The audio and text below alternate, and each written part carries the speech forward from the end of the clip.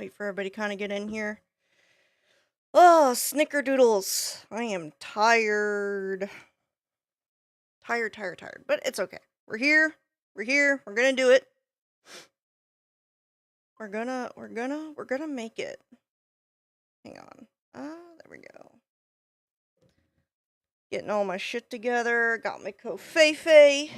Get that out of the way so I don't spill it all over my computer or my Magic cards. You guys can't see this, but my desk is like covered in Magic the Gathering cards because like I'm starting to get back into it, and I'm like actively like trying to catalog all my cards, like right in, and I have hundreds of them.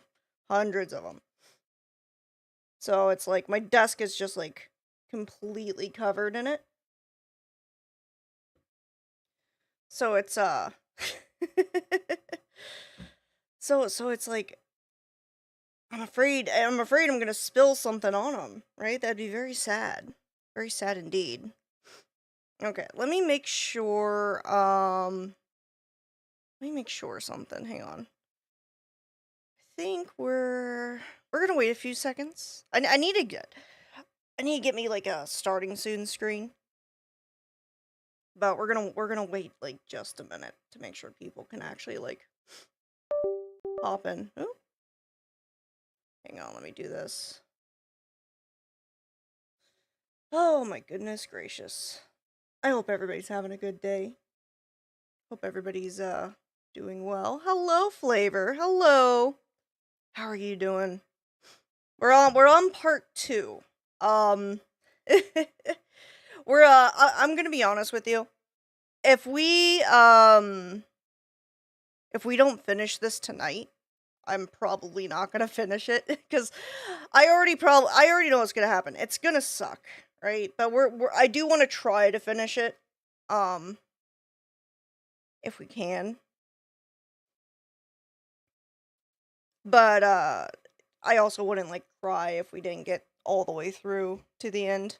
We still have, let's see, we left off at 28:11. So 1 hour and 6 minutes. So we still have like a little over 30 minutes. A little over 30 minutes left, which is fine. How are you doing today, Flavor? Hope you're doing well. Can you guys hear me? Yeah, my mic's on. So we're watching just to kind of recap real quick. Ethan Klein or 𝐬𝐮𝐬𝐜𝐫𝐢𝐻 made a content comp on Ethan Klein, and so far it's been really fucking bad. Basically it boils down to, you're crazy, man. You're crazy. You're acting out of order. My 4th shitty day of the week, and I've already worked 40 hours this week. Oh, that's awful. I'm sorry, buddy. I hope it gets better for you. I hope you can relax a little bit. Hope me bitching about online drama I have nothing to do with will help you. At least entertain you. We'll play some Dark Tide on Saturday for sure, so you can like unwind then. But we're just gonna go ahead and get into it. So I almost don't want to watch this because, like, I kind of spoiled. Okay, I spoiled a little bit. The clips have been all over the fucking internet, so I couldn't really help but spoil it a little bit. It doesn't get much better. It actually gets much worse. So, like, part of me is like, do I really want to watch this? But at the same time, I feel like we only went halfway through, right? Oh, look at that, a bot.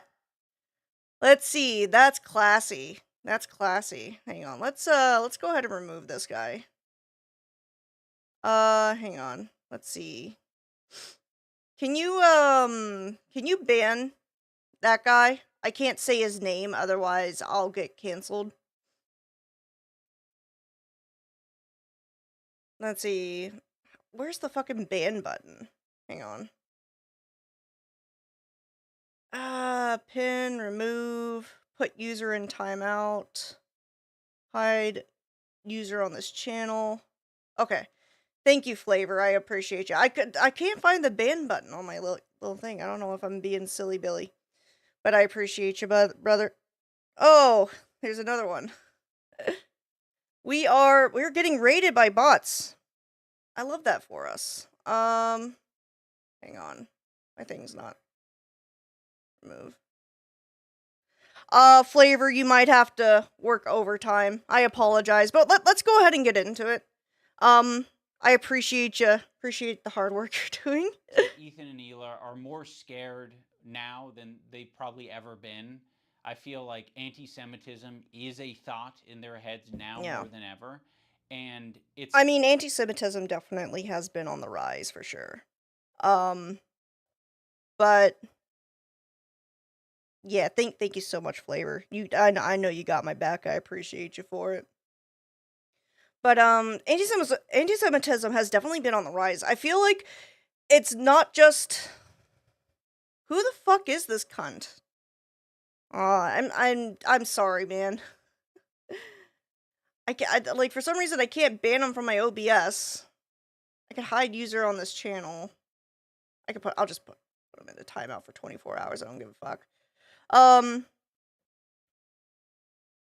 But, like, anti-Semitism has definitely been on the rise, and I feel like both sides are guilty of it, right? It's no longer just one side, right? Because before it was, like, the alt-right, and that's it. But now it's just, now it's completely, coming from both angles. So I understand why, like, Ethan Klein would be nervous about that. Like, and I don't blame him for being, like, really defensive about shit either, because, like, the level of anti-Semitism is, like, shit we haven't seen since, like, the 30s. So it's kind of, like, depressing in a way. It's not completely unjustified to be thinking about that sometimes. You guys are just hurt, and you're kind of, like, dancing around and making very, like, loose, poorly thought out analogies for something that doesn't even apply to us. It's like me making this video is the standing up for something, and it's saying, fuck you, you guys are being bad. You know, I don't think you're bad people, but you're being bad. You're behaving poorly. I mean, all he's asking is, let's keep going. Hurting people. People were bitching that I was pausing too much. I mean, go back to the civil rights. So, you think that the people who are like the white kids who are protesting with the black students, you think that they were just like not risking anything? Those kids who are marching with the black students and... So in Ethan's analogy... I don't like that analogy. I will say, like, I feel like that's, like,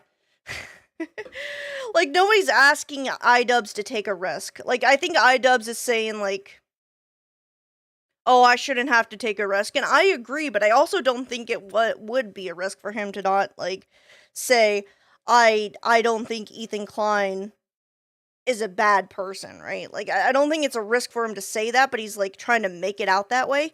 But on the other end, Ethan Klein's like, you should be taking a risk. You should be standing in solidarity with me. That I don't agree with. Like that, like, it's not that deep. And it seems a bit much.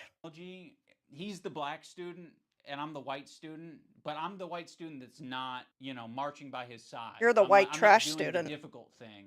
You're gonna have to march on your own, black student. Marching with the black students and... That's a wild take. If you took that out of context... I mean, why is it inspiring?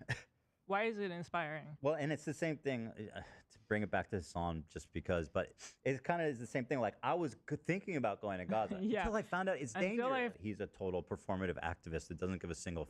That's true. You got that on the ground, Hassan Piker reporting. Fuck about the cause.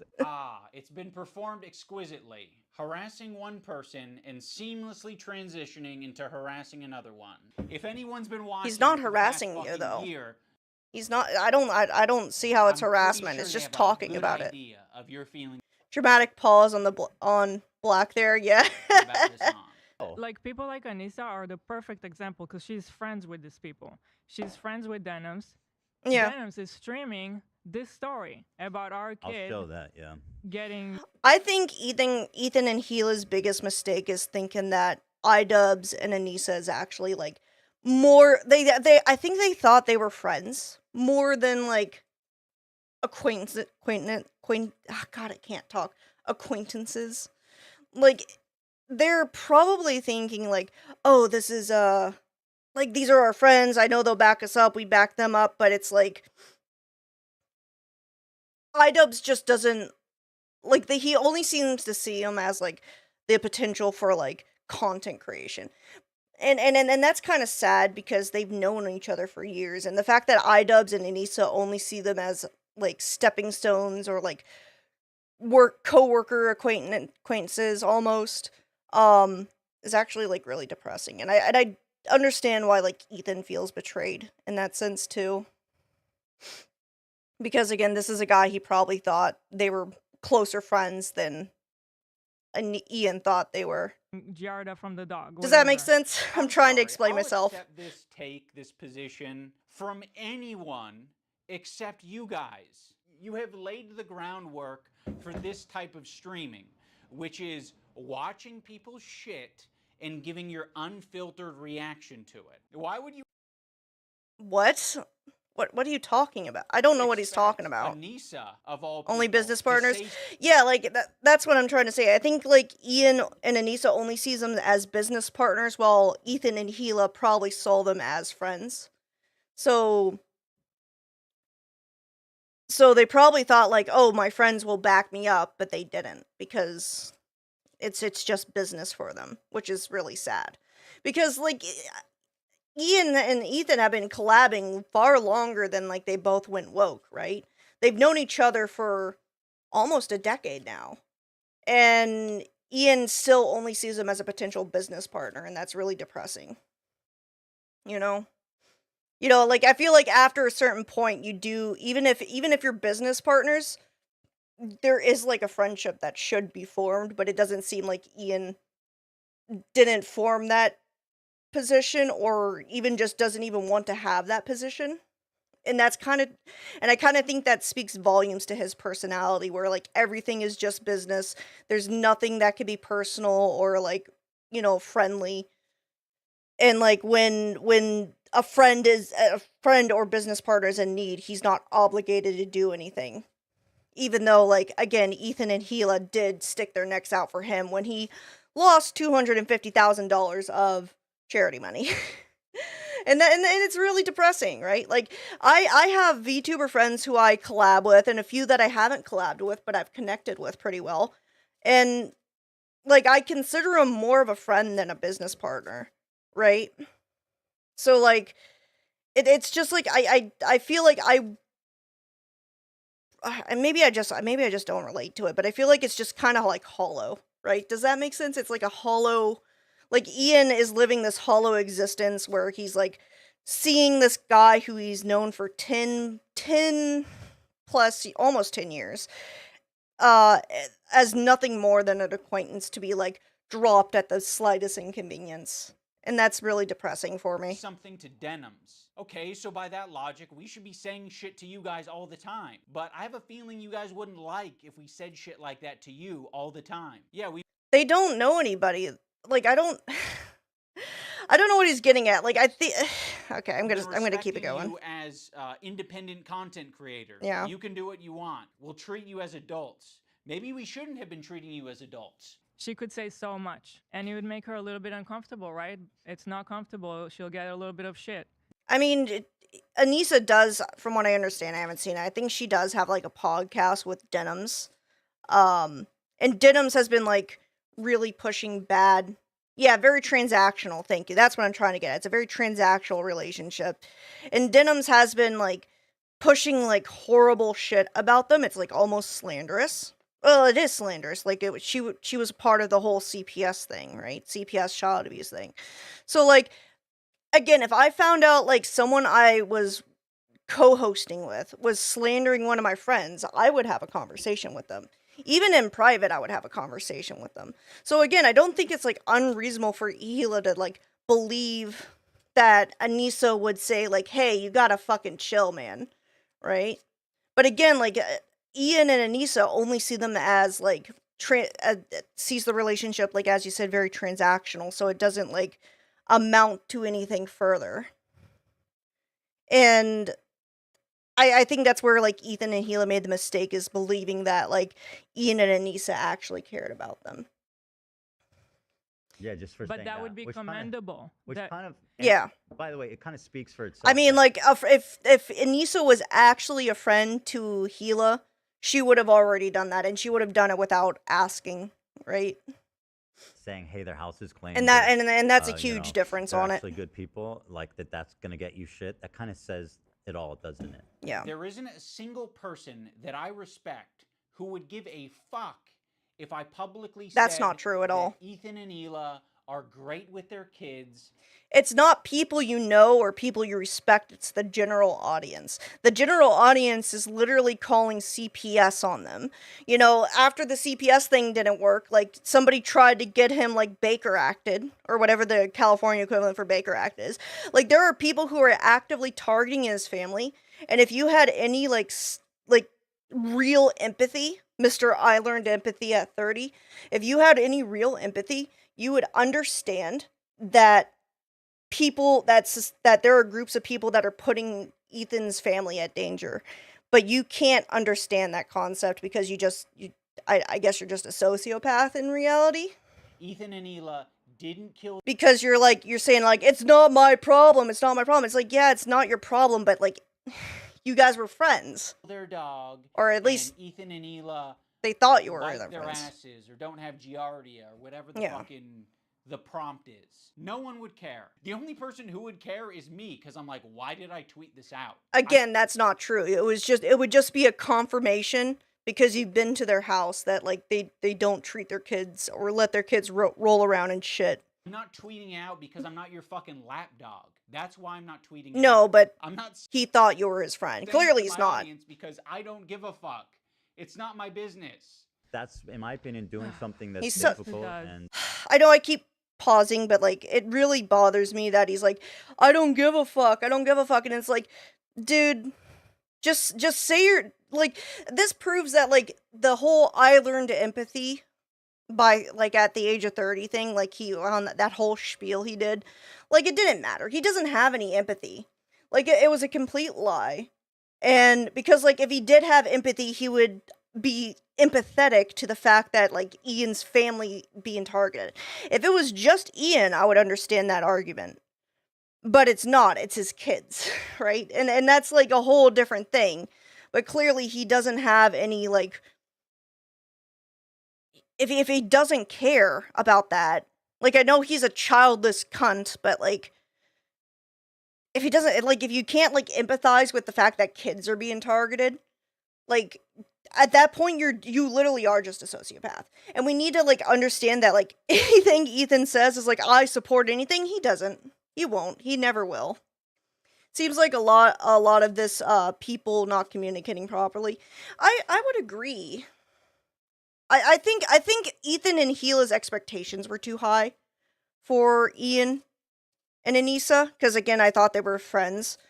And then I agree with you. I think like rather than communicating, sitting down and actually communicating about it, saying like setting boundaries, talking like where the lines are being drawn, I think it should have been communicated more, but again, like the whole thing's already messy. It's hard to say. I think the problem is that Ethan had expectations that Ian and Anissa would be there for them because they thought they were friends, and Ian and Anissa thought that they didn't have to be involved because their relationship is just transactional and just a business partner one, and not a deeper friendship like Ian and Anissa thought, right? Like, I think it's just, like, the expectations for their relationship were different. Standing by your principles. That seems to be the main problem. That's what makes standing by your principles admirable, is that it's not always easy. Why are you saying that I'm not standing up for my principles when you don't even know what they are? I get, like, we're a little bit past directly naming me, so we might have gone off on a tangent. If you maybe accepted the phone call and we talked about it, you could have asked me, hey, what are your principles? And I can tell you the way I've been. I kind of saw the clip with of Ethan kind of talking about that. Apparently Ian wanted to talk about it, but he's like, hey, I can't talk right now. And then he went and made this video. So it wasn't even like, oh, let's talk later. Yeah, not communicating proper expectations. Exactly. Like, apparently, like, Ian asked for, like, one phone call, and then rather than, like, following up and, like, making a date for another phone call, he just made this video. Which is really, I shouldn't be laughing, but it's like, it kind of shows that he's just a petty cunt. And there was no real conversation to be had, because, like, if your immediate reaction is just to make a hit piece on him just because there was no immediate, like, conversation at the time you requested for it, it just seems like the asking for a phone call would be like, oh, well, I tried. Like, it's one of those things. Like, I tried to contact you. I tried to have a conversation, but there was no more than, it wasn't very deep. It was just to say, like, well, I did it, you know? Because, like, I think Ethan said it wasn't even that he wouldn't even have the conversation. It was just he was busy and couldn't do it at the time. So that seems kind of shitty from iDubbbz's side, for sure. Exactly in line with my principles. Now we're going to talk about the BDS list. We're going to start off with Frogan because obviously this is like as bad as it gets. What is this? Following Frogan, that can only mean that you're anti-Ethan. Oh, this is not a good start. Love of the H3 podcast. I mean, and I don't think you're anti-Ethan. I think Frogan's anti-Semitic. She did that Arab to Jew tier list on the Twitch stage. Like, I think it's more just, like, political ideologies than anti-Ethan.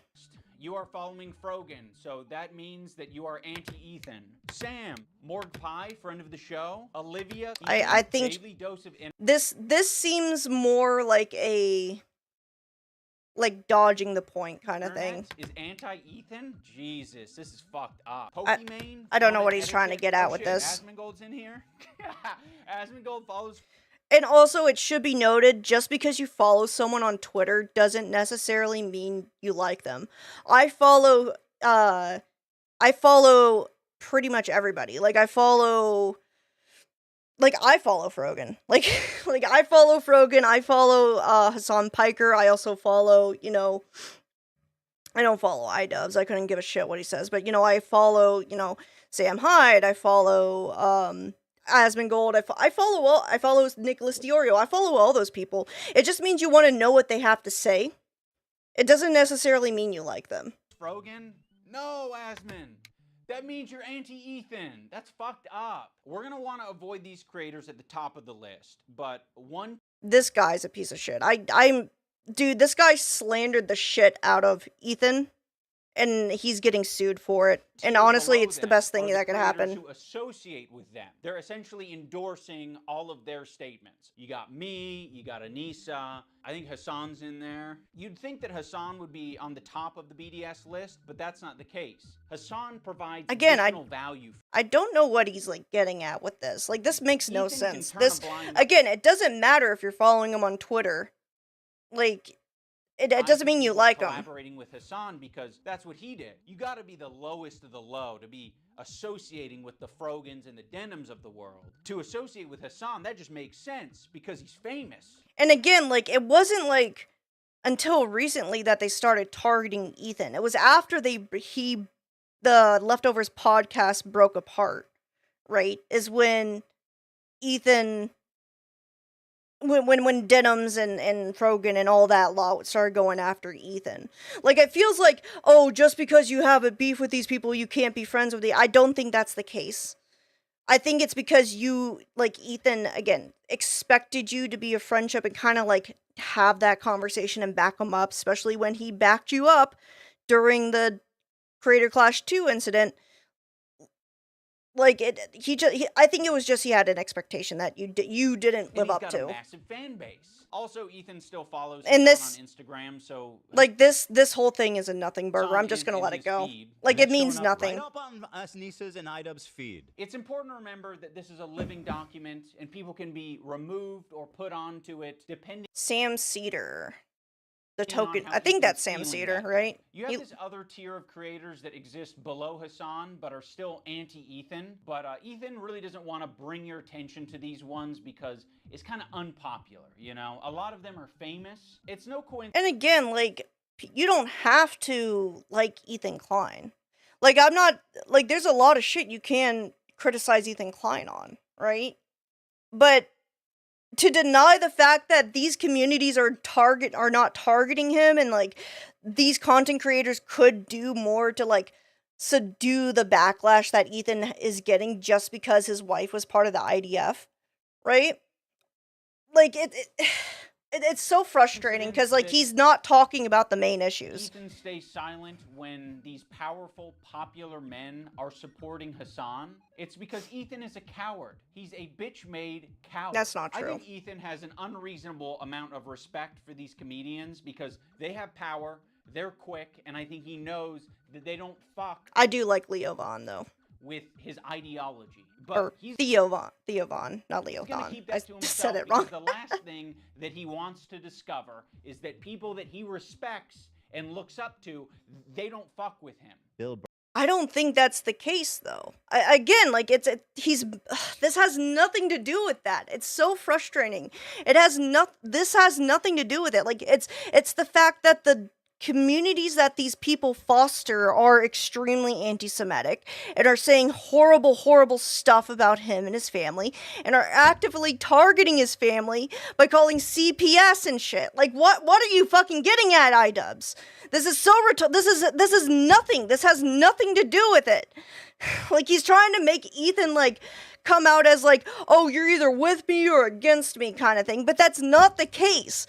And, like, expecting you to just kind of back him up on one fucking thing is not unreasonable. It's so frustrating. I'm like tempted to, like, skip this part because it's, like, so stupid. It's so stupid. It means nothing. Oh, if you follow Frogan, you're clearly anti-Ethan. No, it just means if you want to know if she's talking shit about you or not. That means nothing. She talks shit all the time. She's a gossip whore on Twitter.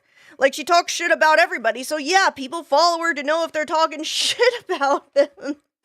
Transactional arguments, it seems like. It's just, yeah, it's just like, I don't even think it's that. I think it's just he's deflecting from the main issue. He's trying to make it seem like it's more than it actually is. And trying to make it seem like Ethan is just a petty, angry person. When the reality is there's like reason for him to be angry. I mean, I agree he's petty, but he's not being petty in this situation. Like, there's a genuine reason he's going to war with these people. And either Ian is retarded and doesn't see it, or he's just completely ignoring it so he can maintain a transactional relationship with this community. Hang on, I have to pick something up. I dropped something. Dropped some magic cards. But it's like the fact that he's dodging around it kind of makes me it's basically like something I would see from Hassan, which is not surprising because he's clearly sucking to Hassan's cock. Or more specifically, he's sucking his cum out of his wife after Hassan bangs her. But it's like, it's beyond frustrating seeing like someone who in the past has put so much work into being like honest and shit just completely lie about the situation. Like I hope Ethan comes after fucking Ian with a vengeance. I can't wait for the content nuke on iDubbbz because this shit is obscene. It's so rage-inducing that he's just fucking pussyfooting around the main issues and making Ethan seem like an angry individual. When the reality is there's a reason for his anger. There's like his kids who have been targeted. Like, go fuck yourself, man. Show. I'm gonna let it go because I'm getting angry. Like, I'm gonna let it play for a few minutes. Like that, but this whole segment means nothing. It has nothing to do with the conversation, and it just pisses me off. I was prescribed it, and it was in my bedside, and then it was the Bill Burr episode that made me finally start. When Stavros goes on Hassan's stream and he mocks your content nude, I actually saw a really interesting video about you, man, and I don't know that I'm even comfortable being here anymore. Oh no. It really kind of shed light on you. And I have no idea who this guy is, but I really like that flamingo shirt. That seems like something I would wear IRL. a way, Yeah. you kind of like have leftist politics I might even have that shirt somewhere. and stuff like that, and I actually feel betrayed. Yeah, you. And so I'm actually just here to let you know this is the last time I'm ever coming. you don't fire back because you're coping. So you're just going to tuck your tail. It's between your because legs. they're not involved. They're not involved. Hello, Vixen. I'm getting very angry at iDubbbz. Like, iDubbbz is a certified retard, and like it's just I'm getting very angry. So I apologize. I'm not an angry person, but iDubbbz is rage-inducing. So welcome. But it's like, anyways, like it's just not relevant. This is a non-relevant issue that he's just bringing up to make him seem petty and angry, and it's stupid. It's stupid. Never mention on your podcast. I hope you're doing well, Vixen. I appreciate you popping in. Some fucking connection I have on Twitter. Someone mocks you on a stream. You're not touching it. Fuck you. You're a coward. It's just his job. You were supposed to be his friend, though. Like, he doesn't know that guy. I don't know if he's even ever talked to him. Like, he's not involved in the situation, and again, Hassan can collab with whoever the fuck he wants if he wants to. Like, you were supposed to be his friend. There's a higher expectation for a little bit of, like, backup, and you couldn't even do that because you're a shitty person who doesn't actually care about who doesn't actually care and just sees people as, like, a stepping ladder. I mean, and it's no wonder. Like, it's a good thing you never showed up to Max Mofo's wedding, because you're too much of a selfish prick to really appreciate the situation. That's just what he does for his job. You know, This is why you have no friends. We're actually good friends. You know, he makes fun of everyone. It's not just. I'm good, and I'm still sorry. Why are you sorry? You haven't done anything wrong. Like, I'm the one raging at iDubbbz. Like, it's just like I'm trying to react to this. Yeah, you're fine. You're fine, sweetie. You haven't done shit. Like, you're good.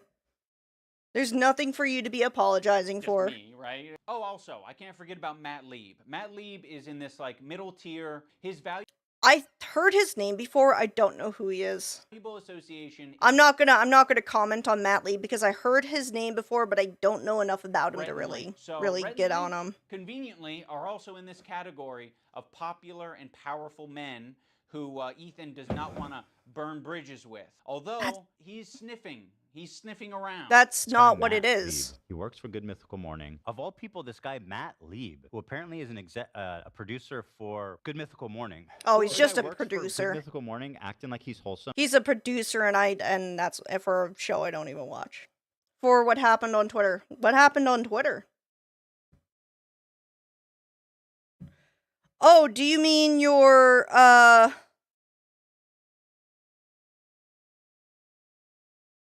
Oh, yeah, you didn't you say you needed you needed access to an alt account, or was that not your account? Did I accidentally let a person into VBlocks? I'll deal with it later. I mean, nothing bad's happened. Like, I don't know what the situation was, but like I said, it's nothing major. Like, I'm not upset about it.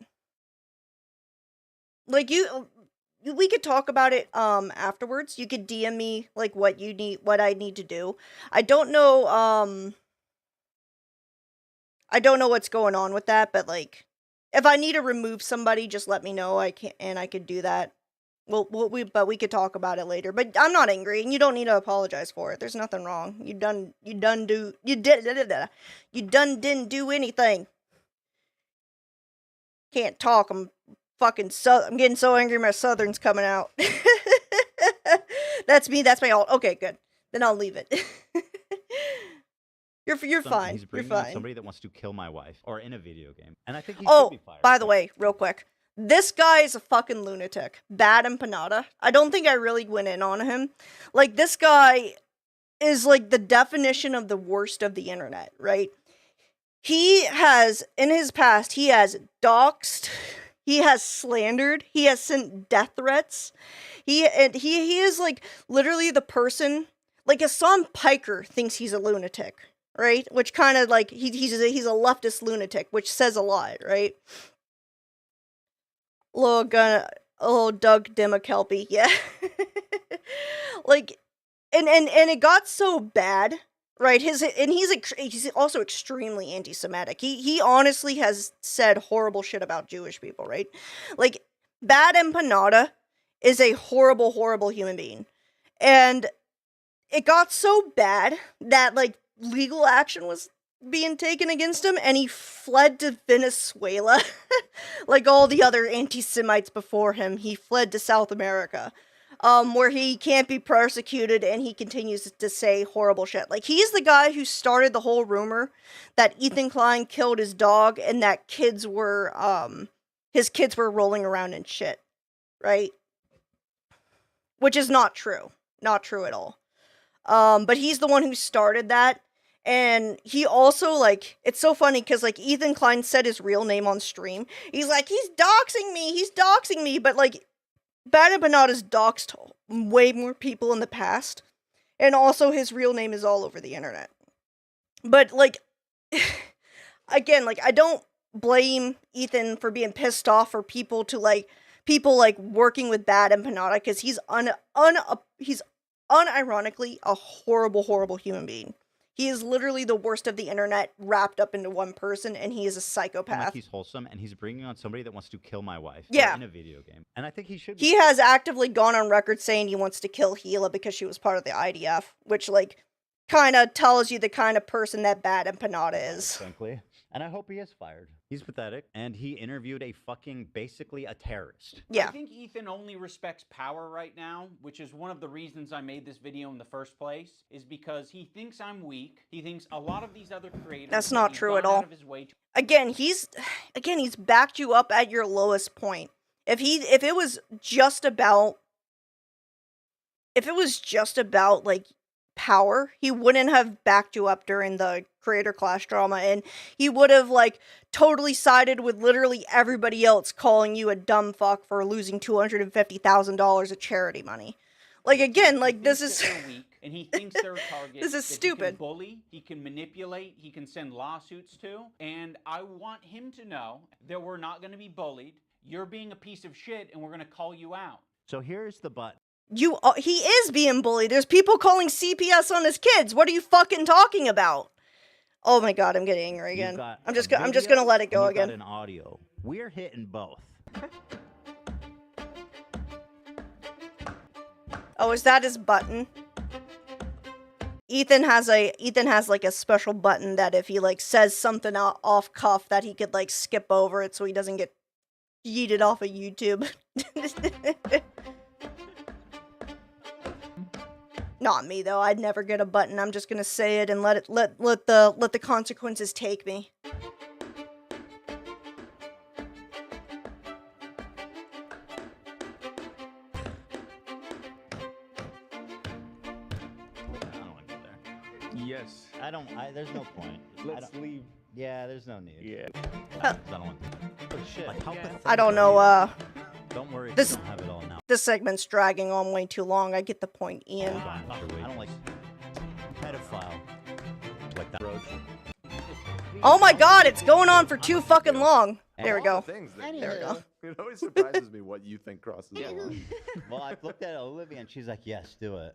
Now let's talk about the button. Ethan got this button, or kill... I think the button's kind of funny. Like, I don't see a problem with it. TV shows do it all the time. Like, live broadcasts have that button. Like, I don't know what he's gonna bitch about. Like, it's just, people go off the cuff all the time, and having, like, a backup is, like, a good thing, in my opinion. Especially for someone who's, like, actively trying to, like, maintain a business and not, like, put his employees out of the job for stupid shit he said. As a response to the controversy with 𝐃𝐨𝐧'𝐿𝐴, he was not able to control himself in that... The 𝐃𝐨𝐧'𝐿𝐴, so if you don't know, 𝐃𝐨𝐧'𝐿𝴜, like, one of their friends apparently, like, downloaded AI porn of her, and she, like, had this, like, mental breakdown on stream. Which, okay, fine. I feel bad. Like, when you find out your friend is, like, jerking off to AI of you. Whatever. They're still friends with that guy, and Ludwig still, from what I understand, like, still collabs with him. So clearly it didn't bother her too much, right? So, like, the AI porn thing didn't bother her too much. And it definitely didn't bother Ludwig, because that guy's been on his stream, like, several times since then. So, I don't know what the situation is going on with that. Like, she definitely was really torn up about it, and I do think that Ethan was completely out of pocket laughing at her over it. I don't think he should have laughed at her. But at the same time, I don't know what the fuck's going on with that, because clearly it's not as big of a deal as it seemed like at the time. You know, like, retrospectively, they don't seem to have as much of an issue with it. Moment, and instead of figuring out how he can change his behavior, he spent $20,000. Dan and Ela were like, wait, did he get the button because of the 𝐬𝐮𝐬𝐫𝐿𝐫 incident? That's really funny, actually. Kill button that right now if we could. That's really I funny. can't change who I am. I need a reverse kill button. I need a button that will, like, when I press it, if I say something horrible, I press it, rather than, like, cutting me off, it just says something way worse. Like, just straight up racial slurs to completely take away from the horrible shit I just said. I know. That's why the kill button is on its way. This is a non-issue. This is a stupid thing that he's talking about. Jokes don't land, he's hitting the button. It was being presented as if the Jordan crying thing. I hit the button. Why? I don't think I needed to, but you guys were giving me crickets, so I panicked. If he's insecure about getting something wrong, he's hitting the button. That's not a bad thing. That's really funny, actually. What? What on this frame could Ethan have responded to? Perhaps the country flag that he got wrong? Maybe. I don't know. This is stupid. This is a fucking stupid thing. Tirade, he's hitting the oh my button. god, he has a Look how button. sad. But yeah, it's not just that. Like, their eyes are like big. I think you guys are wrong on this one. I think you guys are Gopi, all no, wrong. don't do that. Dude, okay. Look, I'm not going to say racial slurs on stream. The only time I'm going to do that is in 10 years when I decide to nuke my entire channel. I'm going to do, like, a tier list for racial slurs. And then I'm just never going to be on the internet. But that's a long ways away. We're still... I gotta stop. I'm going to say something horrible. I don't say racial slurs. I'm a good 𝐾𝐿Pie. I'm making jokes. I'm not gonna do that. I don't think he's unique in hitting the button. I think if all of us had buttons, yeah, we'd hit the button all the time. But if you don't have it, you operate differently. You think about what you're saying. But he doesn't have to. That's the thing. Like, if you don't, like, I don't know why he's, like, upset. He's like, we have to operate differently, but, like, you know, that's a you problem. That's a skill issue. MLO, the best way to do it with a bang, yeah. Yeah, it's gonna be basically from most fun to least fun to say. And it's gonna, don't worry, it's intent. Oh god, I dropped, oh fuck. I need to clean up my desk. I got way too many magic cards on here. But it's basically gonna be when, like I said, when I decide to crash out, right? Like, I'm done with the internet. I want to pull a 𝐷𝐾𝐭 and cut myself off from the society, from the industrial complex. I'm just gonna, like, completely burn my channel that way. I think that's a good way to do it. It's memorable. People will talk about it, and I'll be gone. Won't be my problem anymore. You maybe plan for your show a little bit more. You maybe say, I'm not going to have my podcast be an emotional dumping ground for today. You instead say, ooh, it's important that we stay on topic. Also, the H3 community and Ethan himself use the phrase goblin mode all the time. Hello, Plakey. Hello. Heads rise. Hello. How are you doing? I don't know what a TED head is, but I'll support it. Even sure, why not? I don't know what it is. But I hope you're doing well. We've already gotten a little angy today, and we still have, oh my god, we still have like 20 minutes left. We're gonna get more angy. Let's go. To excuse a lot of his shitty behavior or make it seem less bad. I've been diagnosed with goblin mode, actually. By claiming that what happens... Everybody goes goblin mode. Again, like, him complaining about the button is just a skill issue. Like if you didn't waste all your money on dumbass tattoos, you would be able to buy a button too. You mentioned our boy, the Unabomber. Oh, yeah, fucking, Uncle Ted, of course. Dude, I love Uncle Ted. If he wasn't a sociopath who killed people, he would be right about everything, and he was right about everything. Honestly, that's fair enough. Yeah, Uncle Ted, Ted Kaczynski. He's the Unabomber. He wrote the... Hang on. Unabomber Manifesto. Let me tell you something. Let me fucking tell you something, guys. This guy, fucking Mr. Theodore Kaczynski, fucking right about everything. You read this shit, and it's like, oh, it's like a reflection of our society. Unfortunately, rather than getting it out in the proper way, he may have done some bad things by sending bombs to people. You know, like, most people would, like, publish it, and, like, it'd be like, oh, it's, you know, it's a good thing, but, he did a silly thing and killed a few people, so we can't condone his actions. We can't condone his actions, but if you go in there and read it, it's a game changer, because it's a direct reflection of what's happening now. He was unironically right about everything. Jokes aside, he was right. He just gets into this, like, and I'll also take another, I'll also, like, say another, like, off-the-cuff thing. If I had a button, it would be nice right now. But I don't think he should have gotten, I don't think he should have been sent to the maximum security prison, right? I think he should have just been, like, treated like other people, but apparently, because he was so smart and so dangerous, they had to lock him away where he could talk to nobody. If you read it, if you actually read it, he's kind of an idiot, LMAO, but it's a fun meme. I mean, it basically comes off as, like, I hate to use this word, but it comes off as, like, incel talking points where, like, everybody's a victim and shit, but he's kind of right on some stuff. Like, how, like, people value victimization of an individual, like, each other, rather than, like, the, successions of people. But this is a joke, yeah. Like, there are some things he's right about, but it definitely comes off as, like, everybody is stupid but me kind of mentality. You're proving how little you know it right now. I mean, I've read it, but it says it right here. Like, if you read this, like, text, it's like he talks about how, like, people victimize themselves and, like, preferably will act more like victims and shit. Like, I don't know what you're talking about. Maybe we'll read it one day on stream. That'd be fun. I might get in trouble for it, but I wouldn't be opposed to reading it. Yellow swag. Also, hello, Daniel. How are you today? Hope you're doing well. Anyways, let's get back to the video, because we're here to react to, uncontrolled state. He refers Ian to being a goblin mode. I do not dipshit. call myself Goblin Mode. Yeah. Oh, yeah. That's what you did. Goblin Mode? Is that what you're calling Tourette's now? To all victims of I think he misinterpreted that. Goblin Mode, I would like to issue an apology. Well, you are Goblin Mode today. You're Goblin Mode. Look how many times you paused the I'm trying, video. bro. And I don't think there's no room for using the term goblin mode. I like the idea that you're defending yourself and the little guy by going goblin mode when a big corporation or a big entity is trying to attack you. Like, if you fuck me over, if you steal money from Again, I don't know what, like, I think he just misinterpreted what that chick was saying.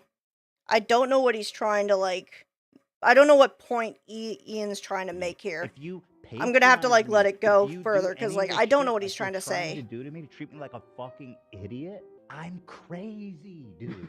I've gone fucking Goblin Mode over way less.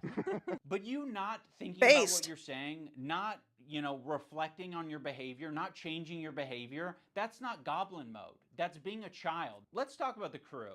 I think the crew has been put in... I mean, I don't think he, like, what do you mean, like, reflecting on your behavior?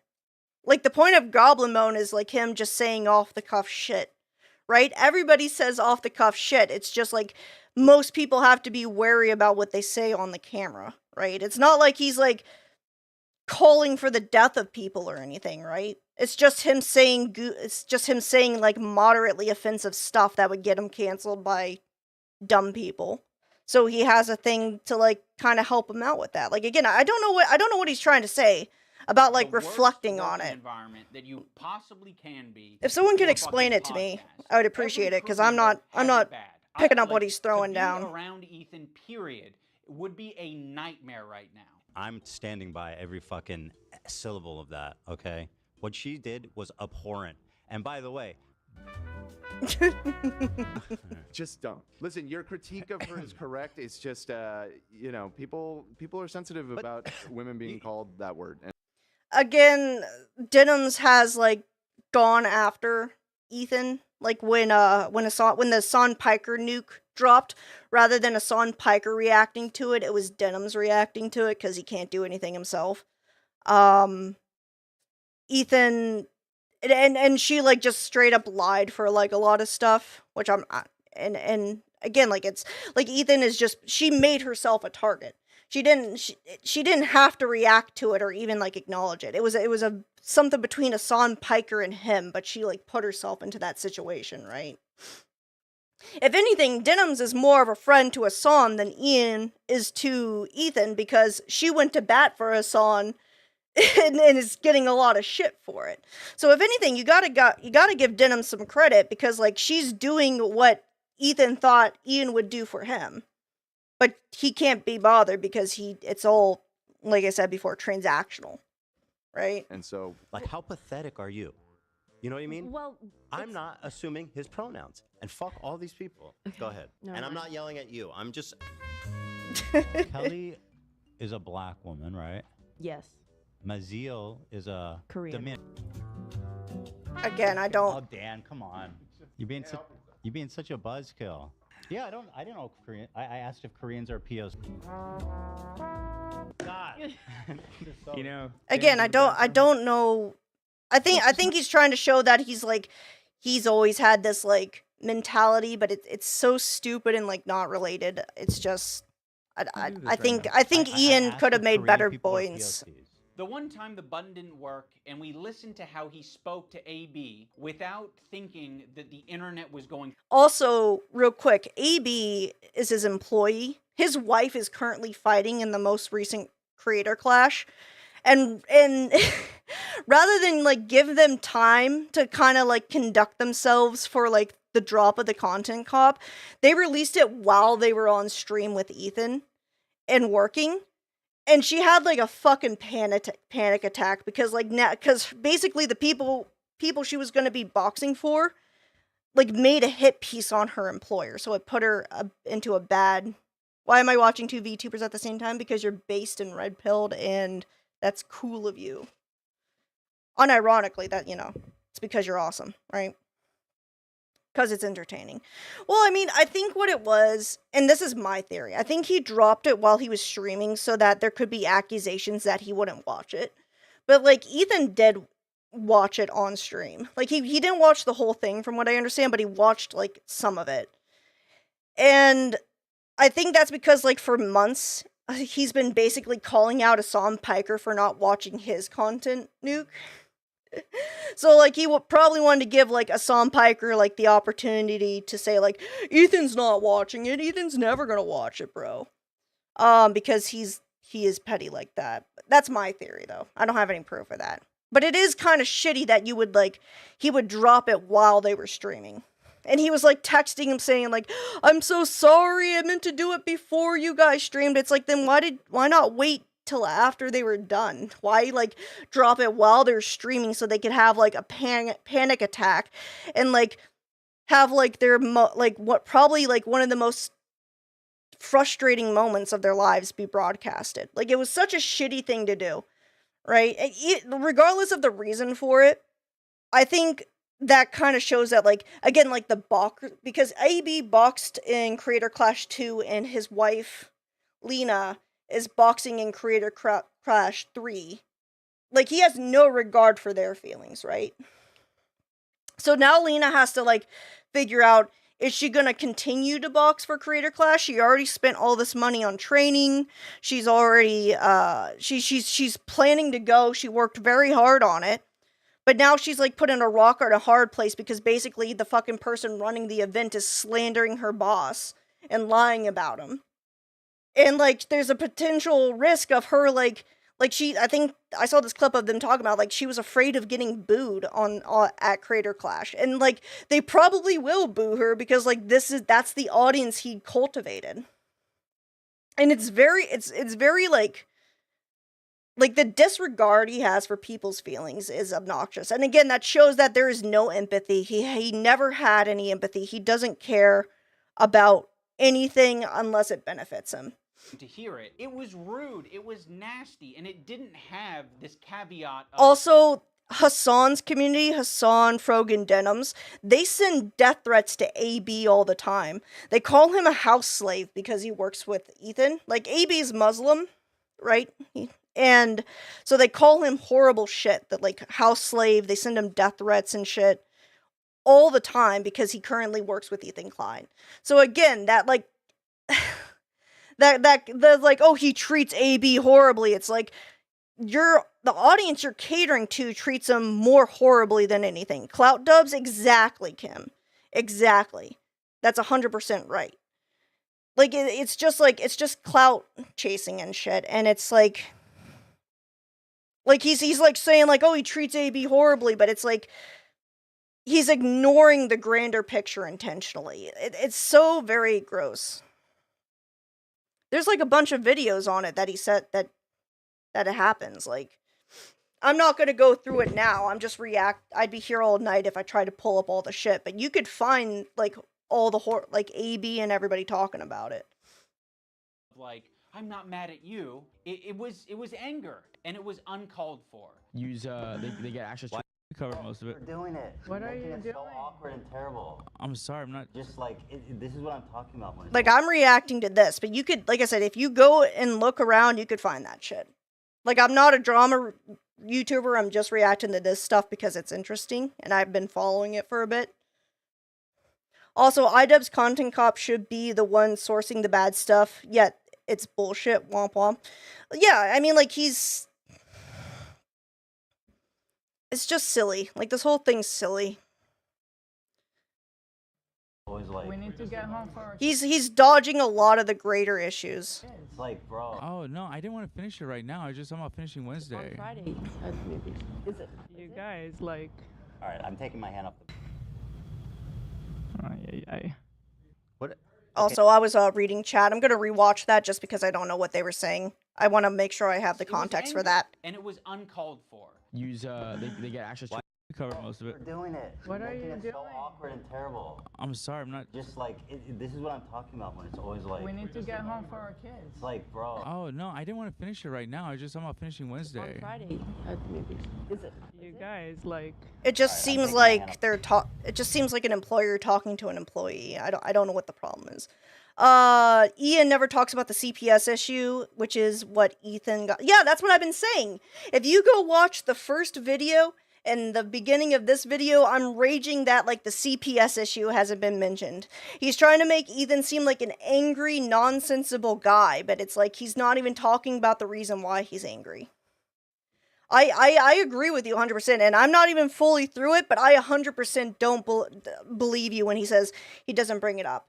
I think he brought it up once, actually. I think he brought it up once, but it was such a passing thing, and he's like, it's not my problem that people... It's like, why should I say anything about CPS? It has nothing to do with me. But I actually do have let me help me. Just because somebody brought up a clip. I actually do have clips. I saved them. Look at that. Look, this is them. This is Denim's chat basically demanding people call for CPS, right?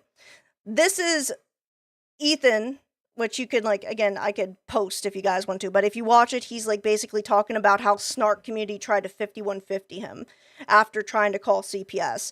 And if you want to, after we react, I could show these videos. It's basically, rather than saying, yeah, you know, Ethan's house is clean, they're good parents, and like then moving on, they're basically telling him to go get therapy, which is like in my opinion, like basically a backhanded comment towards him, like trying to say that having CPS called on your family isn't a big issue, right? And I know there are childless cunts, but like as friends, you should know like how devastating that could be. And like all you had to do was say, you know, it's not, you know, they're good parents, their house is clean, and then you don't say anything else. That's all they had to do. And they didn't even have to really say anything, really. Like if they said they don't want to get involved, but by having these clips right here, they intentionally got involved, right? And then rather than like do the right thing as friends, they just backhanded him. It's a toxic boyfriend, don't wear the clothes, get help, be mine. Yeah. It's just like they just couldn't step up as friends, and we were having that conversation a little earlier in the video where we were talking about like Ethan and Gila probably thought Ian and Anissa were their friends, but Anissa and Ian probably just saw them as transactional acquaintances, and that there was nothing beyond just like collaborating. But they've known them for like almost 10 years, so that kind of gives you an indication on their mentality, that you can know somebody for 10 years and be friendly with them and not consider them friends, right? And I think that just shows how much of a shitty person Ian is. What? Okay, well, Heard all that. Thanks, Button. And he didn't want to take accountability for it. He immediately... Again, it just sounds like that sounded like an employer talking to his employee about a project or something. Like, I don't know. I've had my employer talk to me about that when I was working. Like, I mean, like, again, I don't think he's not calling him a dumb fuck or anything, right? The hard work. I know you do. And I loved it, and I really enjoy it. But it's like every time we do it, it's like the show is what it is, and I know. It makes it. I was being selfish. No, dude, that button f***ed me, dude. Can you imagine that button f***ing me over like that? No, I don't think so. Fucked you? AB fucked you? Who? Yes, Ethan is getting hate, but that doesn't mean he deserves to be defended. I agree with that. I would say that there are things you can't, like, there are things you absolutely can criticize him for. I do think Ethan is kind of a petty person. I do think he does say stuff he probably shouldn't have. And, like, while I don't think the button problem, Ian talking about the button problem is an issue, like, he does rely on the button too much because he says stuff he probably shouldn't be saying. But at the same time, the reason why he's angry is because people called CPS on him and his family, and he, after expecting Ian and Anissa just to kind of say, like, hey, my house isn't bad, they just didn't, they couldn't be bothered, right? Here's what happens when AB did it. Ethan and AB, yeah. Like, it's just, like, you don't have to like Ethan or agree with Ethan to understand, like, the whole situation is fucked. And Ian and Anissa are being incredibly selfish and uncaring and unsympathetic for the situation. Right? Like, and, like, there is a lot of, like, you could hate Ethan, but the moment you involve his kids, like, any arguments you have goes out the window. Because that's a line you just don't cross at all. There's no reason to cross it. And again, you don't have to like Ethan to acknowledge that, like, calling CPS to break up his family is an obscene, disgusting, immoral move. And I don't blame Ethan for going on a warpath, right? He's already had issues with, like, Assam Piker and shit. And again, like, I don't like Assam Piker. I'm not going to sit here and pretend I like Assam Piker. But, like, if it was just left between Ethan and Assam Piker, I don't think it would have been that much of an issue. But the community, and, like, specifically Bad Empanada and then Denims, like, the community surrounding them took it way too far in getting his kids involved. Sorry, I just had a stroke. That's the full clip of the argument. Yeah. Hello, sneezes. Sorry. I'm going on tirades. I appreciate y'all being here. Also, everybody who's watching, thank you so much. I know I'm getting angry. I'm usually not an angry person, but like, stupid people piss me off, right? Anyways, let's keep going. Fuck you. You fuck We're at 42:26. We still got a few more minutes. We could do this. I believe in us. yourself by being an asshole. He makes it seem like he's not a tyrant. I can't get over the fact that he has a gold tooth. It's like, I don't know when he got that, and I pointed it out last time, but it's so weird. I can't stop looking at it. For doing it. What are you doing? So awkward and terrible. I appreciate the hard work. I know you do. And I loved it, and I really enjoy it. Dan, It's not like he's raising his voice. Like, again, I don't know. is constantly I had when I worked in the hot tub industry, my boss, like the guy who owned the company, he's a nice guy. He was a nice guy, but he was such a brash person that he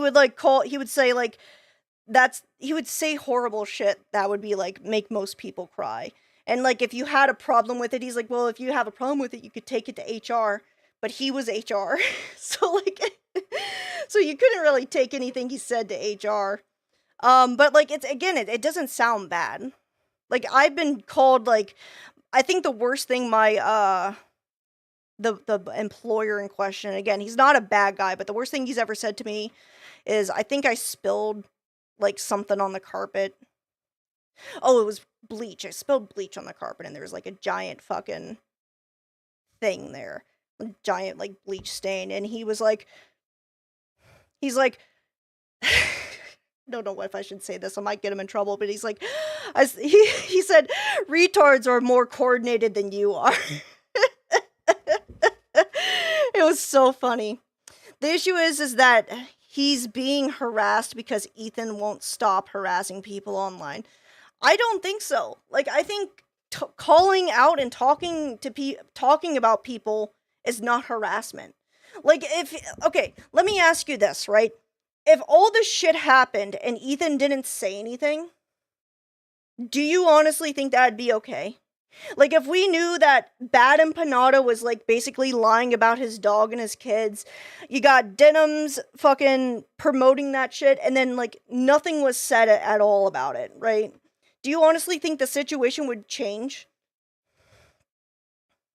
Yeah, and that's another thing, like, if you go back and watch all the 𝐸𝐸 videos, like, you could probably make an hour-long compilation of how often he mentions Ethan, right?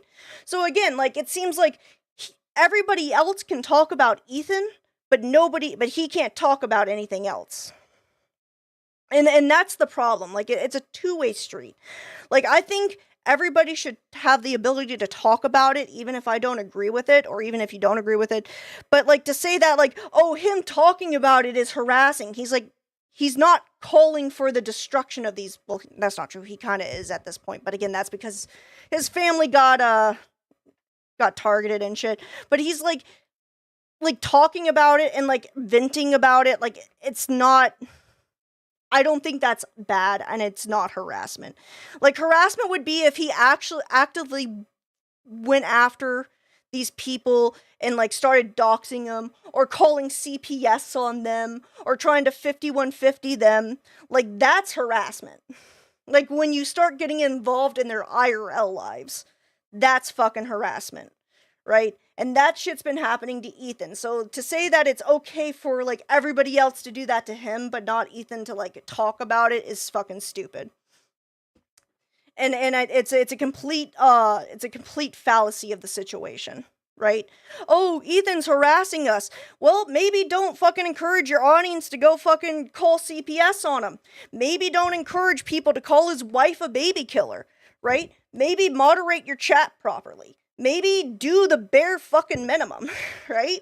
Like, you're basically saying that, like, it's okay for everybody else to target him, but he can't talk about and fight back. Like, he just has to lay there and take it, right? And I don't agree with that. Again, I don't like Ethan. I'm not an Ethan fan, but he's not in the wrong in this situation. Clarifying things on the air and making it clear that what Ethan said was a joke.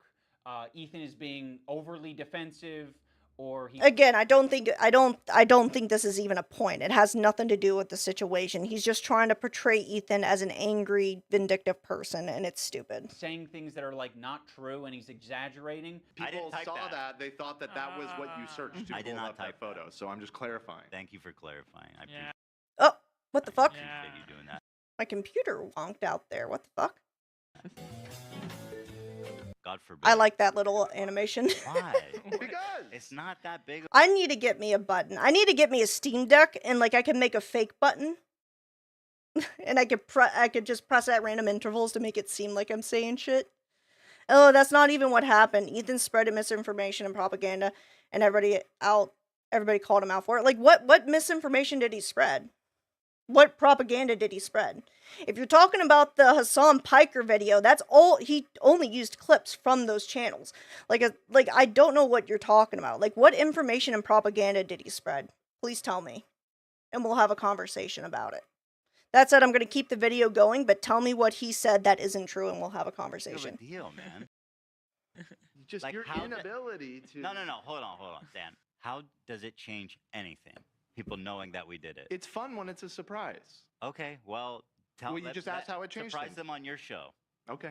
All right. You know, I understand that that's his role, and he's, you know, Ethan's made that his job, or Dan's made it his. You need to watch a YouTube video to tell you Black Milk. I mean, it's just like, I don't even think it's that. It's just like, I don't know what the misinformation and propaganda is. Like, I've seen the Hassan Piker content nuke, and like, that's all shit that's Hassan Piker has been said over the years. Like, people have been talking about that for like the all year. It's like just within that year time frame. So it's like, I don't know what he's talking about as like far as like propaganda and shit. Well, don't call him a dumbass. Like let him defend himself. We're gonna be cordial here, right?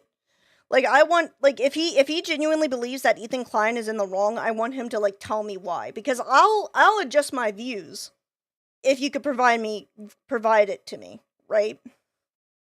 And I'm willing to have that conversation. Like, again, I'm not an Ethan Klein fan, but I do think Ethan Klein is in the right, and I do want to give him the opportunity. Okay, by ETW, I'm coming as someone who's seen literally every single one of his videos and podcasts up until the Descent into Madness after 2023. Before I get into the misinformation he has spread, I was there. Okay, that gives you a little bit more credibility. No, Kim, we're gonna let him do it. Like, I want to hear what he has to say. Like, we're not gonna, don't call him an idiot. Don't say anything mean. We're not mean here. I will listen to him and hear what he has to say. Like, again, I'm willing to have a conversation. Like, the whole point of this is me having a conversation. I'm gonna keep watching the video, but when you post, we'll go ahead and read it and we'll talk about it. Job. Ethan, if I don't continue the video, I'll never finish it. leans on it so heavily. In the same way that he leans on the button. Ethan is leaning on all of these people. I mean, everybody's entitled to their opinion, right? As long as you're not hurting anybody with your opinion, like, people can have an opinion even if I don't agree with it. The problem is when it crosses over into calling for death threats or targeting people, or when you turn that opinion into action that harms people, that's when I have an issue. To be adults. Like, I personally didn't have a problem with H3 Snark Reddit until they started targeting his family. That's my issue. Like, I thought H3 Snark Reddit, I was like, okay, it's just a place to hold Ethan accountable.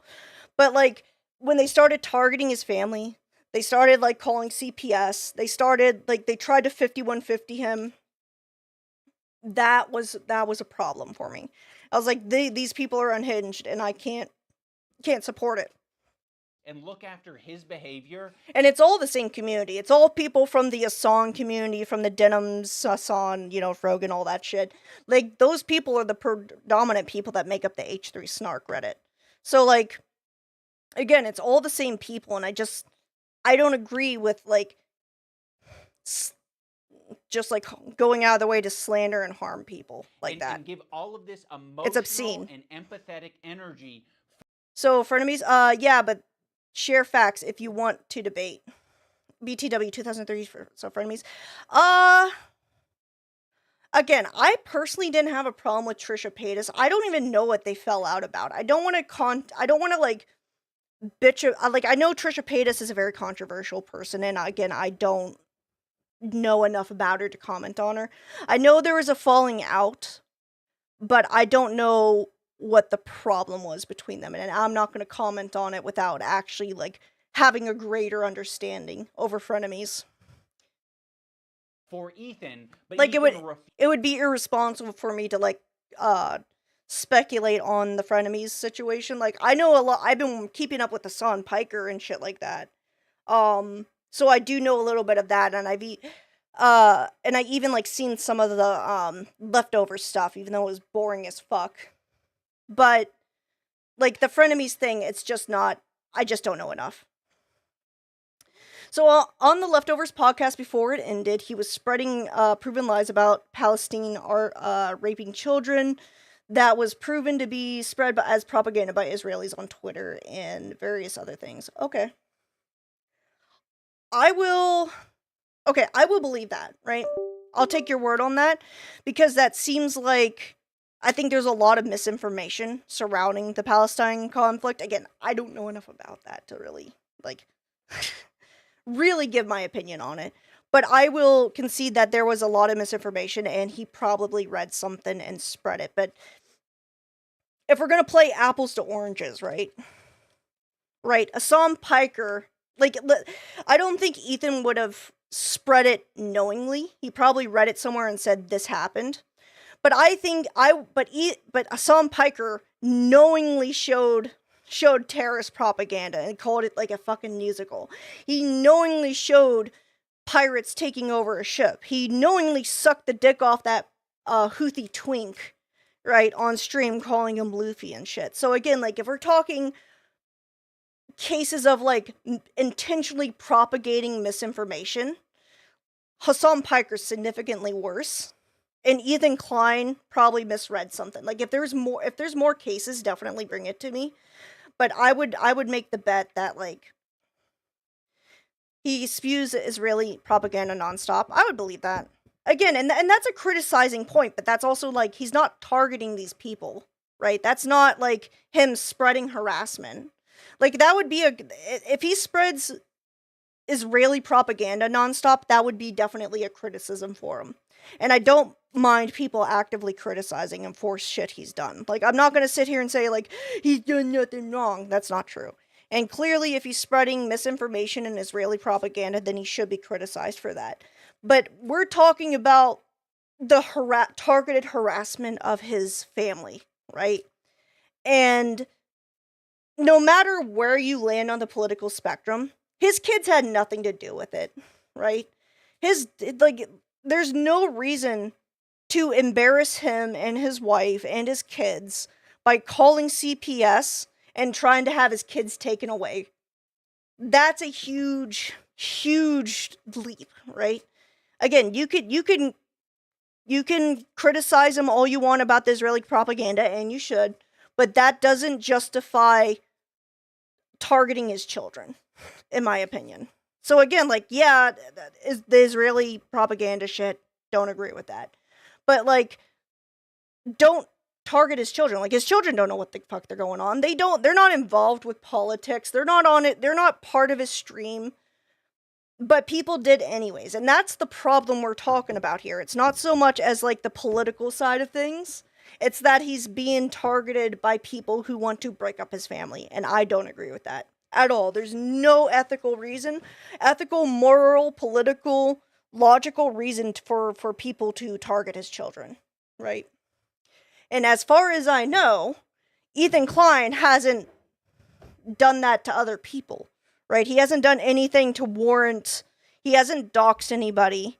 Well, that's not true. He doxed that one chick during the Amaranth situation, one guy during the Amaranth situation, but I think that was a mistake and he corrected it.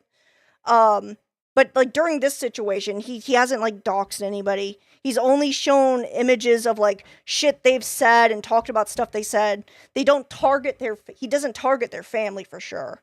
And, like, that's the line that was crossed with him. So, again, like, when we're talking about targeted harassment, for me, that's like crossing the line from online to IRL, right? And that's what happened with Ethan. So Ethan has not crossed that line outside of like suing people for slander, which is his American right. Again, I don't agree with it, but you know. But when you start targeting his children, that's obscene. It's an obscene, disgusting act, and there's no justification for it. And any argument you have for it goes out the window if you support it. Like there's no way you can like argue, yeah, his kids should be targeted, and then think you have a say in the conversation. Like that's what it boils down to, right? Like just don't target people's kids. I don't know why that's so complex and people can't understand it. Refuses to give it back to them. Also, let's talk about AB and Lena, 2 Lebanese employees, and you. Yeah, let's talk about it. Continue to talk about the conflict like they don't exist. It would be nicer, a lot nicer, for you to shut the fuck up about it. You're allowed to do that. He's allowed to talk about it, and Lena and AB can like express their opinions on it. Like, what is he What is he fucking talking about? And Syria alone killed double that much. All right, I'm gonna move on. I just want to play his song talking about Bad Empanada. Ethan doesn't want to change, and he wants to bring the entire crew down with him. I mean, like, he employs them. Like, AB and Lena don't have to work for him. I know that sounds like a cop-out, but they technically don't have to work for him. They're both very talented individuals that could get jobs pretty much anywhere, but they still work for him, so I think... So I don't think there's anything bad going on in that regard, right? I don't know. I'm just going to keep playing it. Putting them in this position every day, right? Again, I don't know. I think it's just more as like, I don't know why iDubbbz is talking about that. I don't think it's relevant to the situation. And again, unless you're willing to talk about like what happened with his kids, I don't think any of this matters. Like, this is just like dodging the point. He gets this shit off his chest. It's more important that he dumps. We're all familiar. It's his show. He's allowed to do that, by the way. Ethan debuted a new mode recently. And by the way, my ratio is pretty good. Like, I'm looking at like 20 goblin modes to 1 too far. Demon mode, let's go.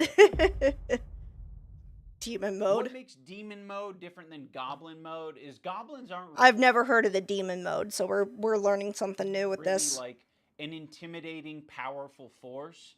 If the goblin is persistent, it can get what it wants. When I'm done with the other one, the big one that's dropping probably next week, my full attention is going to you, George. Like the Eye of Sauron. I see you. I see you out there, you fucking cockroach. Ethan, the reason the internet got behind you when you were being sued by Matt Haas or when you were being sued by Ryan Kavanaugh, yeah, I remember that. Because people saw you as the underdog. They saw you as the guy who's defending... Okay, so I think this is about the lawsuit stuff. So it depends on the situation. I don't think suing... Like I say, I don't have sympathy for H3 Snark, but honestly, I don't think suing Snark is a good idea. I do think suing Noah Samsen is within reason, because if you watch Noah Samsen's video, it's just straight up slander. He lies throughout that entire thing, right? The common man. So I think it's situational for me. And I cannot wait for you guys to read it. At the moment, we are writing 3 complaints for 3 people. You are doing the classic rich asshole thing. You have a deficit of friends. You have a... But if people are making up lies about him and like actively slandering him, and he has the resources to defend himself from that slander, why shouldn't he? Right? Like, again, I think the H3 Snark is like a nothing sauce, and he should have just like ignored it personally. But again, like, that's my criticism, is that he's too petty and can't leave shit alone. But, like, Noah Samsen specifically, just as an example, like, straight up fucking lied about everything. Like, if you watch the Noah Samsen video, it's, like, really embarrassing that he, like... It just seems like he went to H3 Snark and got all the lies from there. Surplus of enemies. You feel really bad. You feel hurt. But you also have a surplus of money. So what can you do?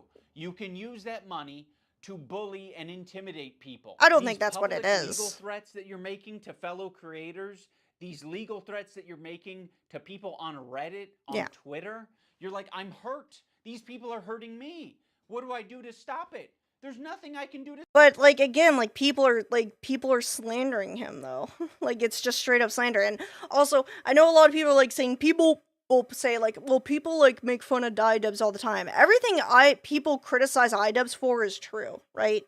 Like 𝐬𝐮𝐬𝐫𝐞, from what I understand, just completely like lied and like made up bullshit. And honestly, I wouldn't be surprised if Ethan sued Ian over this. At the very least, he should make a content nuke because I want to watch that. No, you have a ton of power. You have a ton of options. You have a ton of choice. That's exactly what you get for being filthy rich. Is you can do all of these things. I agree with that. I never want to sue someone for defamation, but like at what point? Like, at what point do you kind of fucking have to? I mean, this is like basically someone calling you a pedophile. Be like, yeah, you know, Ethan's a pedophile. Dan Clancy or whatever. Like like with like the King of Nothing situation, he like said he was going to sue him, but I don't think he did because obviously the video's still up. But that was just like a couple parts, right? And 𝐬𝐮𝐬𝐫𝐞 just, I think, has straight up like done worse than the King of Nothing. Also, I agree. I don't think he should have called Dan Clancy a pedophile here. I said that last time. Dan Clancy is a creep, but he's not a pedophile. Like the CEO of Twitch and being pedophile. Dan 𝐾𝐾 Clancy has a similar view of Hitler. Because Dan Clancy. Yeah, I would agree that's slander. I would agree with iDubbbz on this one. I will give iDubbbz the go with this one. Ethan has been to an extent slandering Dan Clancy. I don't think Dan Clancy supports the KKK, or I don't think he's a pedophile. I think he's just unaware what's going on his platform, right? And that could be a criticism for Dan Clancy, but I think this is like, he does make a good point here. I'll concede that. People of that rise above to make it like actionable, which is like wrongfully accusing someone of being a pedophile, a sex criminal, a murderer, shit like that. Dan Clancy now, in other words, he is a pedophile. I don't think so. So much less to go off of saying that than anybody has about Drake. Again, like I will concede, like I do think he's completely overstepping himself on this one. This was a decent criticism on Ethan, even if it's presented as a joke. The fact that he's actively suing people for doing pretty much the same thing is hypocritical of Ethan. Son is based on his. Well, at least you're self-aware. That's 100% a joke. I have no evidence to conclude that he is. One of the more notable legal threats that Ethan has sent out recently. I mean, it is obviously a joke, and I think there is like a fine line between joking and slander. Like if we're gonna compare it, like 𝐬𝐮𝐬𝐫𝐞 completely believed the bullshit he spewed, whereas like Ethan is technically making a joke, but it's not much of a line. And if Dan Clancy was more of a petty individual, he probably would be able to make a case for all the shit Ethan has said. Is against 𝐬𝐮𝐬𝐫𝐞. I have nothing but vibes to gain, and potentially your money as well. That's actually kind of funny. I'll garnish your wages. You're gonna be living with your parents for a lot longer, buddy. 26, you know what I mean? Try 46. 𝐬𝐮𝐬𝐫𝐞 made a video that was critical of Ethan and other. God, he has that fucking bread tuber physiognomy that like pisses me off. Content creators when they're talking about Israel and Palestine. I mean, the way he's talking about Noah on his podcast is so fucking creepy and weird. Is this a new thing? This is a new thing. This happened during the show. Upon initial examination, it seems to check out, and it's not great for young Noah. Can I say that? Don't say it yet. I'll say it. So he's a rape. So of course his standard. I don't know what he's accused of, so I'm not actually going to say. But Ethan brought on a former partner of Noah to basically just shit talk him and say that he's a bad partner. But that's. I mean, people do that all the time. Right, like all that Ethan was able to extract out of it. You are not accusing him of committing any crimes or doing R-word or anything like that. The accusation is that he's a sleaze. I mean that. 𝐬𝐮𝐬𝐫𝐞, as far as if a partner says so, like, you know, I guess. Okay, here's my problem. What happened to believe all women until they disagree? Like, is it like we believe all women until they disagree with us? Like, you could have sleazy partners. Like, I've had partners that were, like, shitty in the past. I don't go around talking about them, right? But, like people can, like, express their, like, disdain for previous partners. But I think we should, like, take it with a grain of salt, right? And I think Ethan is trying to trying to like make this like, oh, a big win to show that he's a scumbag, right? And I don't agree with that, but like I also don't see like how this is like a greater talking point, right? Fuck you to Noah Sampson, who's not just a liar and a scumbag, but also a creep, allegedly.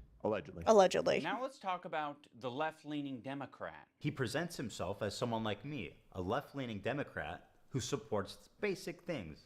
The thing that made me start to question Ethan's intentions is that when he was suggested to talk to Sam Seder, a fellow progressive, a guy das 𝐿𝐿𝐫𝐿𝐿 that Ethan respects and looks up to. He works with Sam Seder at the Majority Report. I respect him and what they do there. He kept saying that it was racist or anti-Semitic to suggest that he talked to someone who's within the same ethnic group as him. That's why I said yesterday, like, I urge Ethan to talk to Sam Seder. There are very thoughtful, very kind anti-Zionist Jews out there that he could talk to. By the way, the definition of Zionism, like the real definition of Zionism, is the belief that Israel should exist as a country. The way Hassan Piker uses it is like Zionists are baby killing terrorists. So like again, you can't like say like, oh, he's non-Zionist. It's like where's the line drawn with this guy, right? People like the definition of shit changes all the time to fit narratives. I don't think that I will be able to reach him. What's the insinuation that I only listen to other Jewish people? You need to talk to my pre-approved list of Jews. I mean, that is kind of what he was saying. He's like, you need to talk to a Jew that's non-Zionist, yeah, so he could like change your mind and change your Jewy mind to fit the Jew narrative that we want. That is kind of what he was saying, right? Like if it was just like talk to somebody, he could have used anybody else other than Sam Seder. That like agree with me on everything. You know, it doesn't matter if they're Jewish, dude. It doesn't matter if they're fucking Jewish. I think most Jews. I don't think Jews at large view it. I don't think that is the. In what position are you to even say that? It's not motivated by myself. It's motivated by Jews against anti-Zionist Jews. Seriously, how can you speak for my entire ethnic group? I find that really interesting. Ethan, I don't know what to fucking tell you.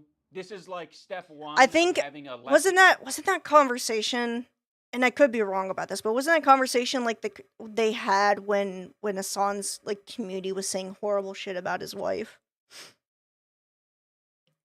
Like, I think that is a reasonable point. But, like, at the same time, it's like, it is kind of a pickle if you put it in that perspective. Because, like, at one hand, like, he's saying, like, oh, you can't speak for me. But now he's like, oh, I have to talk to a Jew. I will concede that's a decent point. I don't think that, like Hassan says, you should talk to the token Jew for this. I think he could have a conversation with him directly. But Ethan's not willing to talk to him unless he watches the video, which I think is fair, because you can't have a conversation about a video that you haven't watched. So it kind of puts everything at a standstill, right?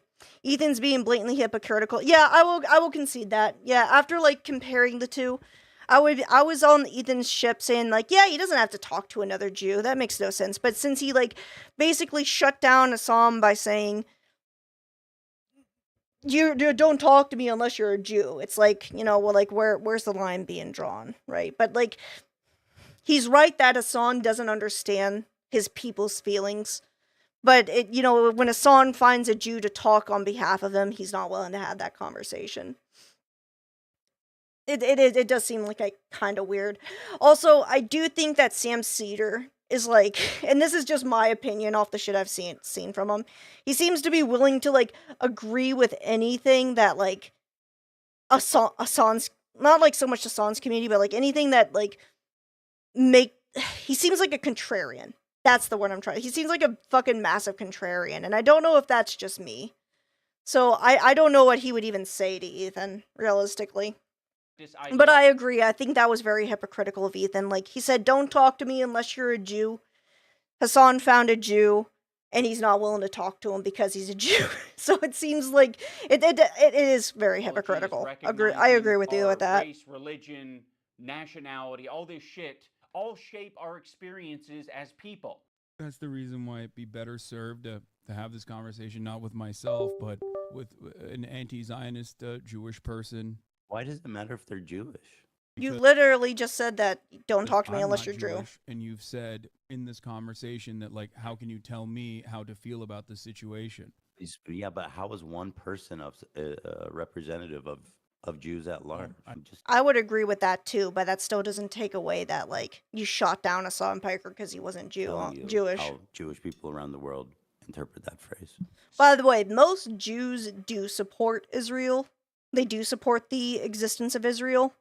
So Sam Cedar is a very special little boy, because the only other people who don't think only other group of Jews that don't think Israel should exist are the super orthodox or the orthodoxic Jews that like take the Torah super serial. So like Sam Cedar is an outlier in that sense. Like to Ethan's credit, but I do think he can have a conversation with Sam Cedar, and it could be productive. I don't think his opinion would change on the stance of Israel, but I do think he could get a grander understanding on like where people are coming from on that. So yes, Ethan, on occasion you might be suggested to talk to someone who has some crossover with you. It doesn't have to be your ethnicity. It could possibly be someone who shares progressive ideology with you. It's all they share the same Jewy gooey center. That's why they have to talk. It could possibly be someone who is of your same gender. I think Ethan understands this concept very well. He listened to these women on his show when they told him that he shouldn't be calling women bitches. This bitch is... I also disagree with Ethan on that. I think everybody should be a bitch. Everybody can and should be called bitches. I think bitch should be this is my opinion. Bitches should no longer be gender exclusive. I think it should be gender inclusive. You could be a bitch. I could be a bitch. The guy down the street from me can be a bitch. Everybody can be a bitch. And I say that because I love the word bitch. Same with the word cunt. I don't think we should like say it's like, oh, it's demeaning to women. I think we should instead open it up to be demeaning to everybody. Intolerable. You are such I gotta stop. I'm gonna get in trouble. a nasty fucking bitch, Cam. I don't know if you can call her. Fucking really lean into it, Ethan. Don't let your wife tell you what to do. Call her a bitch. She's a bitch. She's a fucking bitch. You're right. I call her a see you next Tuesday. Listen, you have Bitch is a gender neutral term at this point. Yeah, like I don't know why people are getting offended about it. Like again, it's like the word dude, right? Dude was objectively masculine, but like I call everybody dude, regardless of gender, right? Because it's fun to say, right? Cunt is fun to say, bitch is fun to say, dude is fun to say. We gotta stop holding people to these gender norms and like express ourselves objectively, because like. At the end of the day, aren't we all just a little bitchy? Curious, what do Lena and Sam think about it? I wouldn't be okay with that. Yeah. I feel like it's for the girlies, Ethan. But I So agree. you guys also No, it's for everybody. Everybody's a bitch. Poor form. I think in this context, it's only because there's 2 or 3 women in this podcast, and they say they don't like it, so he stops. I mean, okay, that's fair, but like my ranting is more towards them. It's like they're taking offense to something that's not offensive, right? Like there are things to be offended about, and bitch ain't one of them. I don't know, it's just me. I also grew up in Florida, so everybody calls everybody a bitch. Calling a guy a bitch means something contextually different than calling a girl a bitch. I disagree. Bitch has multiple meanings, and you could use it in multiple ways, right? Like if someone is bitching out, right? I've called out girls for bitching out of situations. I've called guys for bitching out situations. I've called guys for being like bitchy assholes, bitches, right? Like I've said, stop. I've told my stepbrother stop being like. I haven't talked to him in years, but like my stepbrother to say stop being a nasty bitch when he was being a cunt to me. Right? So I guess what I'm saying is like we need to work on making it equal. This is my civil rights movement. I say everybody can be called a bitch regardless of context. I mean, if I'm gonna call someone a bitch for being for like bitching out or being a pussy, I usually just call them a pussy. Honestly, stop being a pussy. But you call a girl as a nasty bitch. I mean, connotations, but yeah. I don't know. I think we should just, like, make it more like, even in those contexts, we should make it more gender inclusive. I think to respect the Like, if a girl is being a pussy ass bitch, we should call her a pussy ass bitch. And if a guy's being a nasty bitch, we should call him a nasty bitch. Right? We should break down gender norms. Break the glass ceiling. Make sure bitch is for everyone. I'm gonna make a t-shirt saying bitch is for everyone and sell it to you guys. I'm kidding. Maybe. women here in the room, I'm gonna have to pass on saying that.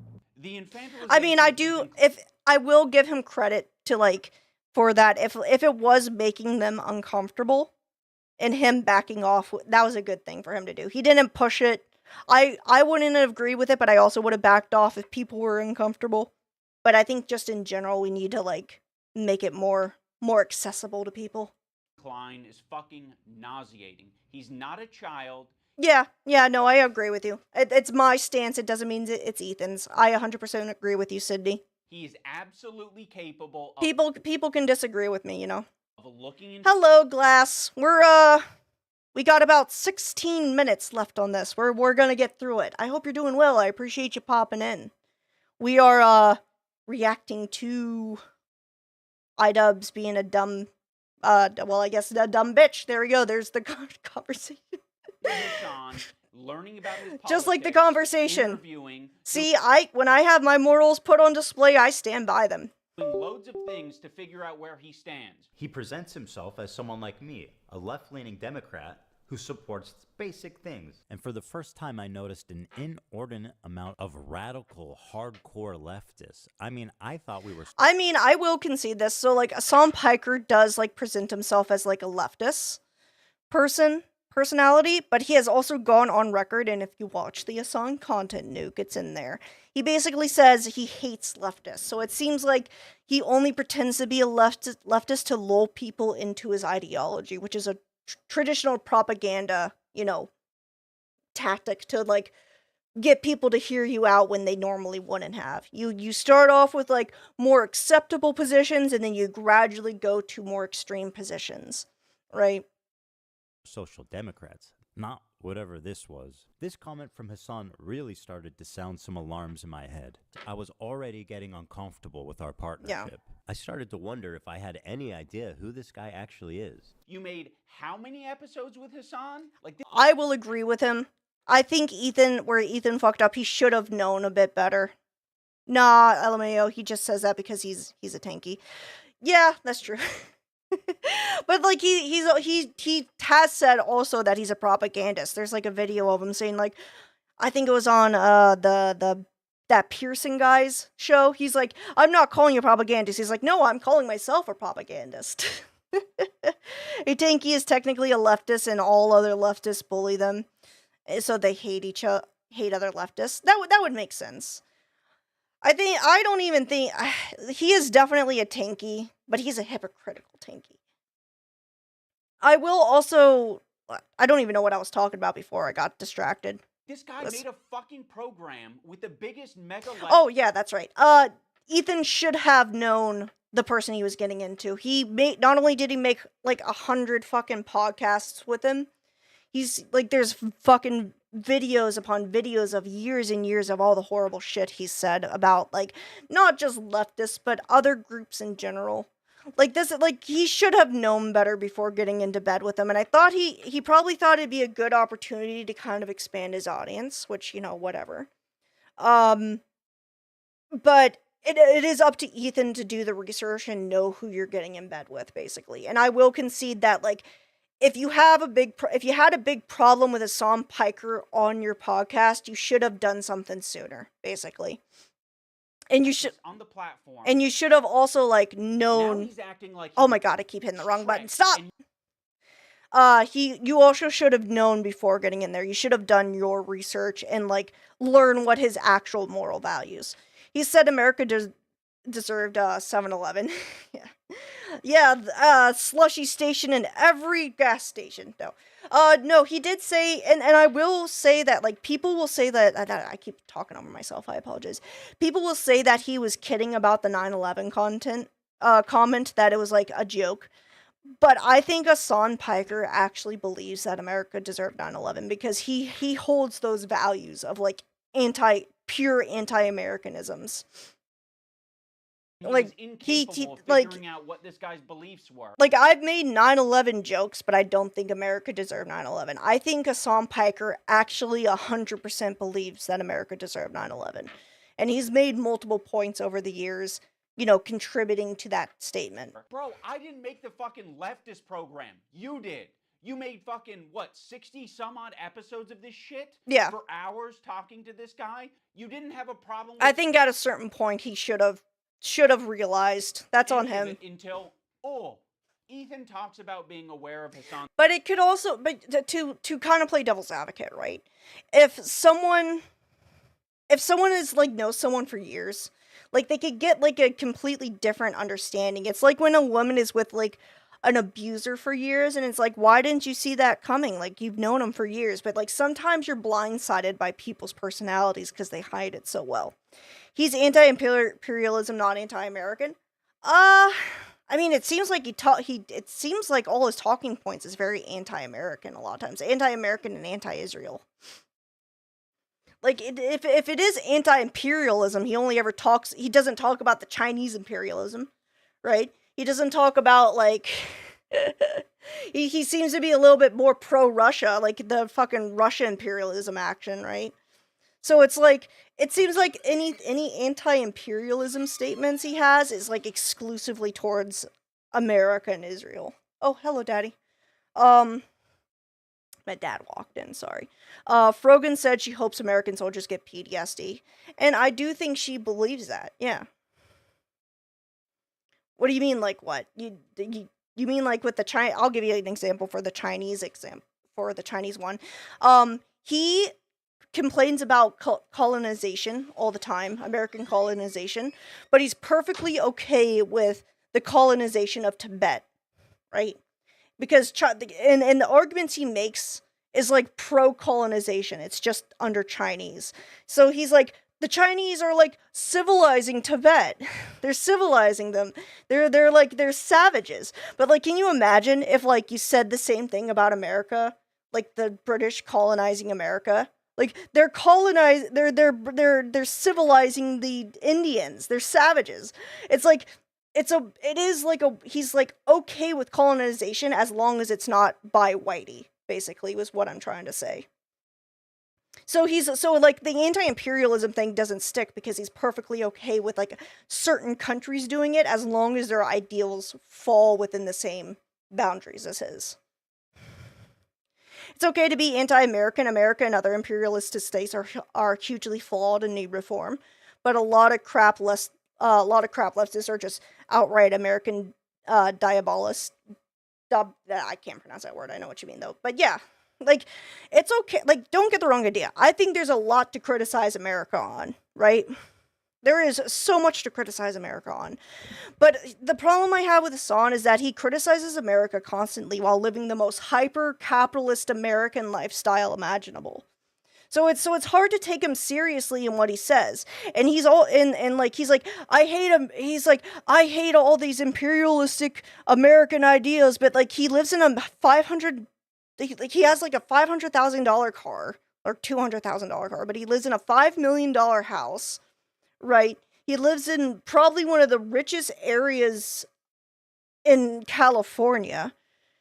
And he makes, like, $100,000 a month, right? And I guarantee you, like, he probably doesn't donate, like, he probably only donates, like, I think he does do charity, so I can't say he doesn't, but I would believe that it's only, like, a fraction of what he actually makes based on his lifestyle. Because he also, like, wears Gucci and Prada and, like, these $1,000 outfits. So again, it's, like, hard to take him seriously when he says he's anti-imperialist, anti-capitalist, when he's living those lifestyles to the fullest, right? And he works hard, he deserves it, but he can't tell other people not to live those lifestyles while he's doing it himself. Right? And that's the problem that's the real problem I have with Hassan. He's just a hypocrite. 𝐾𝐨𝐧'𝐭, when you ask them if Taiwan's a country. Yeah. Yeah. Is Taiwan a country?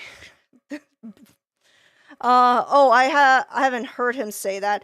I'm not informed on what's going on with China, but we need an upper echelons to talk about American flaws. I agree. Like I said, there's nothing wrong with being hypercritical of countries, but you can't have these you can't morally grandstand when you completely ignore issues that are happening in other countries. And just you're okay with one country doing it, but completely opposed to another country doing it, right? So again, it's okay to be anti-colonialist, anti-imperialist, that's fine. But when you see other countries doing it and you just turn a blind eye because they're technically communist, or they technically fall into those values and shit like that. It's with another example would be the Ukraine situation. He was very pro-Russia during the invasion of Ukraine. He was like, Russia's not going to invade Ukraine, and even if they do, it's their right to do it, right? Can you imagine if America but if you ask him about America's invasion of the Middle East, which is wrong, he would say, oh, America was wrong, they're just imperialistic dogs invading. So again, it seems like he cherry picks. So briefly, I looked at Tibet, and they had not been colonized. They would have been subjugated to slavery. Had they not? They are subjugated to slavery, though. They are currently being enslaved. Look up the Uyghur Muslims, and that the China's treatment of them. Hassan Piker won't talk about the enslavement of the Uyghur Muslims, but he'll talk about the plight of the Palestinians. And that's perfectly fine. Palestinians are suffering. But it seems like he doesn't want to talk about the suffering of the Uyghurs because it goes against the narrative of China. And Tibet, their culture, they have internment camps set up in Tibet to basically re-educate them. They're trying to get rid of all Tibetan culture, which is basically the most imperialistic thing you could do, where you completely annihilate a culture through quote-unquote rehabilitation programs. And again, Hassan Piker won't talk about it because he doesn't want to talk against China for it, right? So again, he's willing to turn a blind eye to internment camps, slavery, false executions, false imprisonment, that's all going on in China against Muslims and Tibetans, right? But he's willing to comment on fucking landlords in America. Again, his values only extend to America and Israel and nothing else. He's willing to turn a blind eye to everything else. Yeah, Tibet should be and Taiwan should be a country. Any good leftist will have zero problem with saying that. 𝐾𝐨𝐧'𝐭 are the only ones who struggle with that. Yeah, because it's good imperialism. So, what was Hassan's reason for being okay with colonization? It's because it was China and not America. It's because it was done by Chinese people and not white people. That's what it boils down to. It's literally nothing beyond that. And it also should be noted that China is technically communist. And since Plakey said, America, he is a tanky, so he supports any form of communism. So he doesn't want to talk against it, right? Even though they themselves are currently doing what he claims America is doing. So he's willing to turn a blind eye to human rights violations because they have the right political ideology and they're also not white.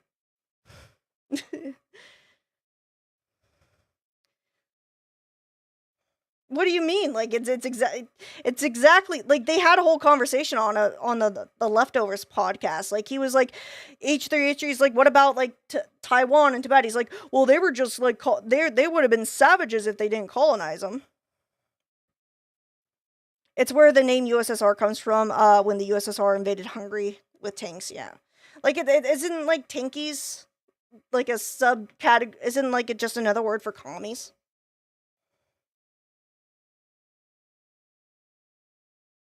I'm just saying, the reason why is, it's probably because China's communist, and like even though Russia doesn't say they're communist, they're still kind of communist.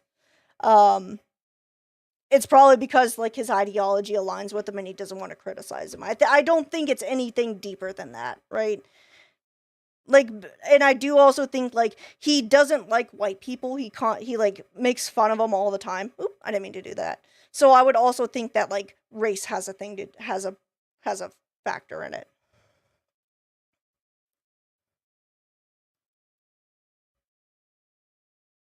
There are plenty of good communists who don't support imperialism. I'm sure. I'm just saying, like, in general. Not really. Tinksies are usually Marxist-Leninists. Yeah, I'll be honest with you. I don't know enough about the different types of communism to comment on that. To me, communism is communism. So I might need to, like, do some research on that. But it definitely seems like because the CCP, Chinese Communist Party, is in power, he doesn't want to criticize them for all the human rights violations they're doing. And I think it really boils down that he's willing to turn a blind eye to human rights violations because it's done by his own party, right? It's like, you know, it's just like, there's no bad tactics, only bad enemies, right? So, I think that's what the reality of it is, like where it all boils down to. 9/11 comments, and then sort of leaves it at that, like it was just a joke. Actually, by the way, I appreciate you guys talking with me. I do like having these conversations, back and forth conversations, and I appreciate you guys being civil about it. Ethan describes them as edgy moments or jokes. You might remember him. Yeah, I mean, like, yeah, he did describe them as edgy moments or jokes, but I do think that he believes that shit. That's my opinion on it. You don't have to agree with it. 9/11, dude. Fuck it. I'm saying it. Now, to be clear, I knew about all these edgy and controversial jokes at the time we made the show together, because who am I to judge? No, yeah. Ethan, those aren't jokes, right? When someone makes a controversial statement like that, that's not them trying to be funny. I can understand why you would conflate the two. That is someone who is extremely frustrated and what are you fucking talking about, bro? About a particular topic. So he's basically saying that he genuinely believes it because he's frustrated and compassionate. So it's okay to say it's okay that the lives of Americans get killed if you're passionate about it. In this case, American imperialism and terrorism. You could have looked into that. You could have talked to Hassan a little bit more and found out what his international politics opinions are. I do agree with that. He should have talked to us on more. You wouldn't even need to do that. You can look at it online. Yeah, I agree. You're not a victim. You weren't tricked. You made 60 some odd episodes. If you didn't want to go down this route, you should. But I will also, like, I also disagree saying that, like, he wasn't technically tricked. It should have been on him to do more research. But Hassan presented himself as more left-leaning to Ethan. Like, if you watch their first conversation, he presents himself as, like, more left-leaning centrist than, you know, the tanky that we all know and love. Shouldn't have done it. But that was your fucking choice. You did it. So, again, like, I think, like, the initial presentation was, like, subtle. Because, again, you don't really show your fucking power level when you first meet people. But I do think, like, because of how often he's worked with Hassan, he should have eventually either figured out or done the research on it. I do think that is on Ethan.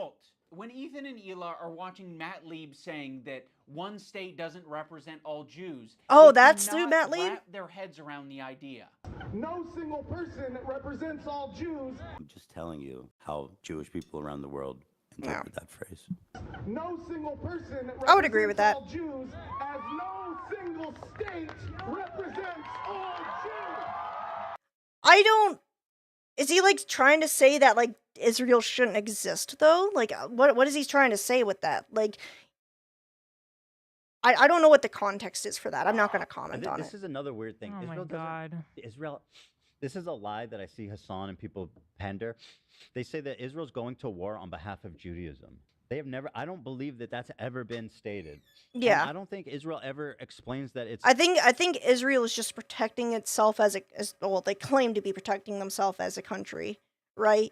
but I don't think they claim to be doing it for Jews. That's just always kind of been their policy, though, right? Because it's like a Jewish-ran country, but it seems to be like just an issue around like.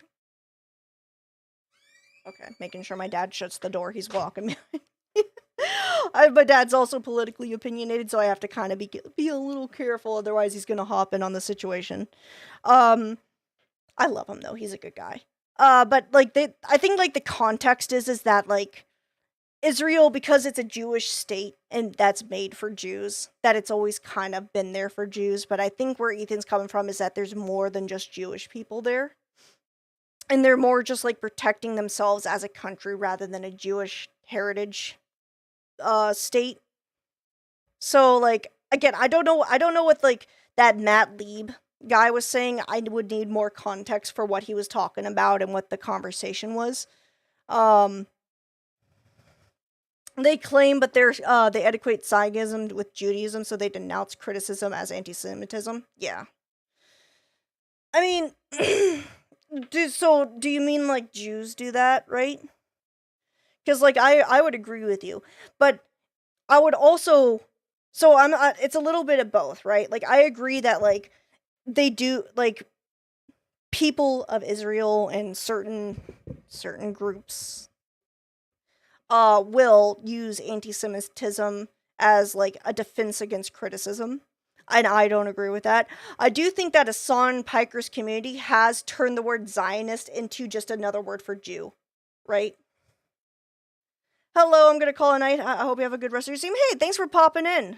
Thanks for popping in. I'm gonna, we're almost done here. We're gonna try to make it to the end, but I hope you have a wonderful day. And I would agree with you that, like, they will, like, Israel will shut down any criticism as, like, oh, you're just being anti-Semitic. I agree with you that, and I don't think that's a good thing. But I will also say that, like, I guess depending on the context, there are people online that will use the word Zionist as a replacement for Jew so they could get away with saying horrible shit about Jews. Right? But you are correct in that, like, they do hide behind, is the state of Israel and, like, other groups, like, I think the ADL is, like, horrible about that. I'm gonna get canceled with this shit, but, you know, what the fuck, whatever, I'm not gonna just say it. I think the ADL is like that Jewish organization that's like designed to help Jews and like hate speech and shit. I think they do hide behind hide from criticism behind the fact that they like behind anti-Semitism. They'll say like any criticism they has is anti-Semitic, and I don't agree with that. I see it's so annoying. It's so annoying when I see that shit. But it is something that happens, and we do need to have a conversation about it. I agree. I think but again, if you try to have a conversation about it, you're called anti-Semitic, so it's like a catch-22, right? They use anti-Semitism to hide behind criticism, but when you try to call them out for that, it's just the same shit because it's a vicious cycle. And like, how do you defend against that, right? It's the ultimate shield. Israel says it's a place where Jews can go.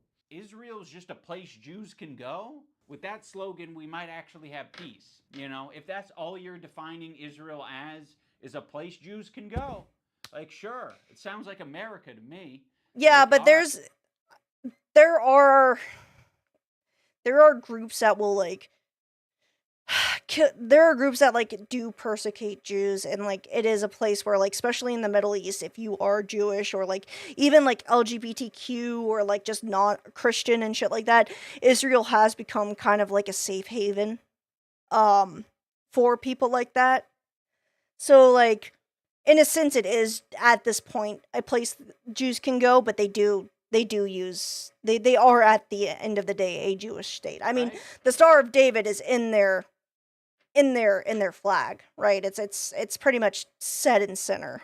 I don't think that Israel said they represent all Jews. I don't think that's a stance. We're like, hey, displacing Palestinians is all Jewish people. Ethan is being so disingenuous here to suggest that he doesn't understand what Matt Lieb is saying. Like, he's making a semantic argument. Like, I don't understand what Matt Lieb is saying, so I'm not going to comment on it. I don't know what's going on. I don't think Like, it seems like it was a clip that at a rally, and I feel like there was more said during that clip, so I don't want to comment on it. Israel has said that it represents every I didn't see that clip, so I can't. last Jew on the planet. So sometimes you should shut your mouth, basically. They're not going to say that their most genocidal behavior represents anything to do with them, okay? But what they are going to do is they're going to inexplicably link Israel and Jewishness together, so when they're being criticized, all of a sudden, they have the perfect defense. I will agree with that. Oh, another thing I need to mention. But there are people who do use Zionism, like on the other end of the spectrum, to use Zionism as a another word for Jew, and as a result, they've been able to make that link because people have been like using it as a way to get around like censorship online and shit. So I think the opportunity was presented to them by anti-Semites to basically use the word Zionism as an excuse to hide from criticism, right? There was a tier list. It was called the Who Can Say... This I will say this is anti-Semitic, because Sabra is a slur for Jews. Like, it's just that, so it's basically saying Jew lovers. I will actively disagree with them on this.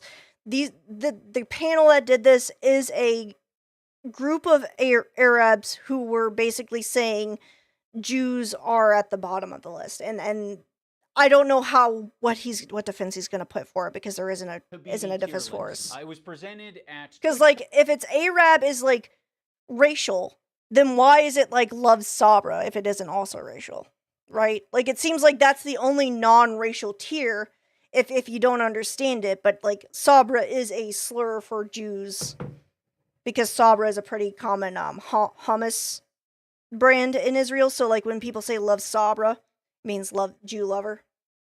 So I don't know how he could defend this shit. That was just meant to be lighthearted and fun. And Ethan Klein saw that, and he decided that it was anti-Semitic.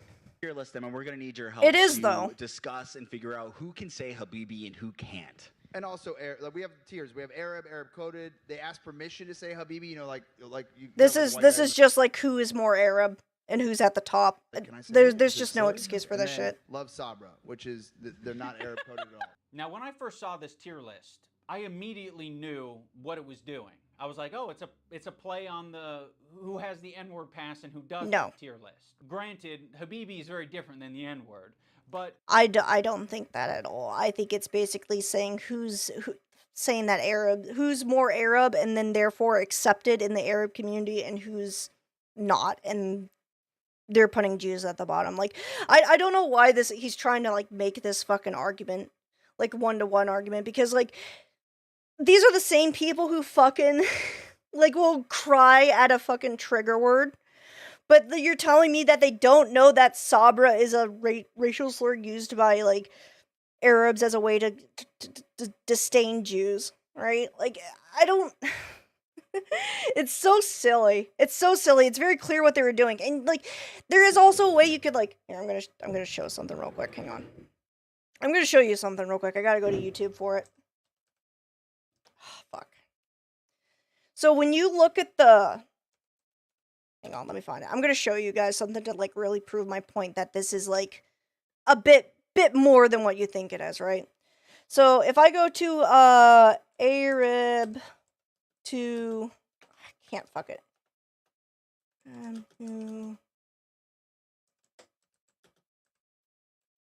I can't spell at all. So if you look at this, this is Frogan, this is like the official video for it. Here, I'll go like that. So if you could see this, at the bottom, they have Ethan Klein and, what's his face? God, I can't remember his name. Oh, fuck, I can't remember his name! Fuck, this... Whatever, I'll just zoom in. So they have two Jewish commentary hosts. I can't remember this guy's fucking name. But, like, they both have Israeli wives, right? And this guy isn't even, like, part of, like, the tier list, but they put him down there anyways. So the indication is that, like, everybody up here is not Jewish, and, like, Jewish is the bottom of the barrel, is what they're doing. And that's like the actual thumbnail for this shit. That's the thumbnail they set in the indication. Ben Shapiro, thank you. God, I'm so bad with names. Thank you so much. But yeah, like, they basically put, like, 2 Jews. Ben Shapiro isn't even on the list, but they put him down here in the thumbnail anyways. And then put them at the bottom. And basically say, like, Jews are at the bottom of everything, right? So it's very clear what the message is. Because, like, they could have put anybody other than another Jew. But instead, they opted to put another Jew, and a Jew that isn't even, like, on the list. So it's, like, it's very clear that, like, it's an Arab to Jew list, and they're just trying to fucking dodge the point and pretend it's not. Right? So when you have, like, a group of people that's willing to do that, and, like, make it, like, very, like, underhanded, and, like, shit, like, to say, like, oh, it's not that, it's swear it's not that. But then, like, why would they add Ben Shapiro to the bottom of the list? Why couldn't they just put another person that isn't Jewish and someone who actually, like, made the list and put it on the bottom? Because, like, there's several people who aren't Jewish in that area, but it's very clear it's like you're basically a Jew lover if you are at the bottom. And that's what they were trying to get at. It's very disgusting. It's very disgusting. It's very clear what they were doing, and the fact that Ian is trying to defend that is gross, in my opinion.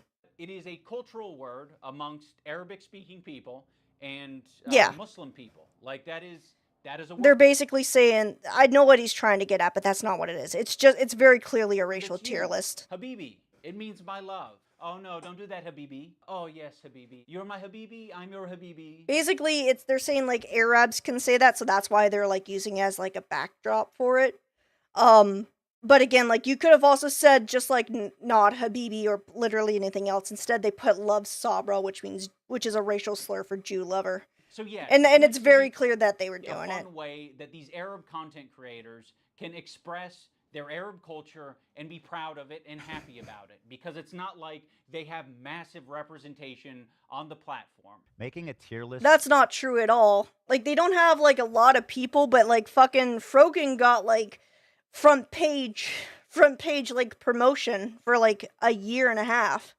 Like, they've been promoting, like, the Arab side of, like, Twitch. They just kind of suck and aren't entertaining. Based on race. And nobody has a fucking problem with that. Okay, you have a tier list based on race. Where's the Jewish panel? Where at the top it says Jewish. It's a tier list based on Arab to Jew. Yeah. He's Arab, which I agree with that. That's the best thing you can be on this. That's the best. This is racist. I will say that conveying information through a tier list is not the most effective thing, but again, they could have used anything other than, like, a racial term right there at the bottom to really drive their point home, but they chose that because they were trying to, like, skirt the line. Should understand this principle. He did a white slurs tier list with Hassan. Cracker. I mean, you know what my take is on that.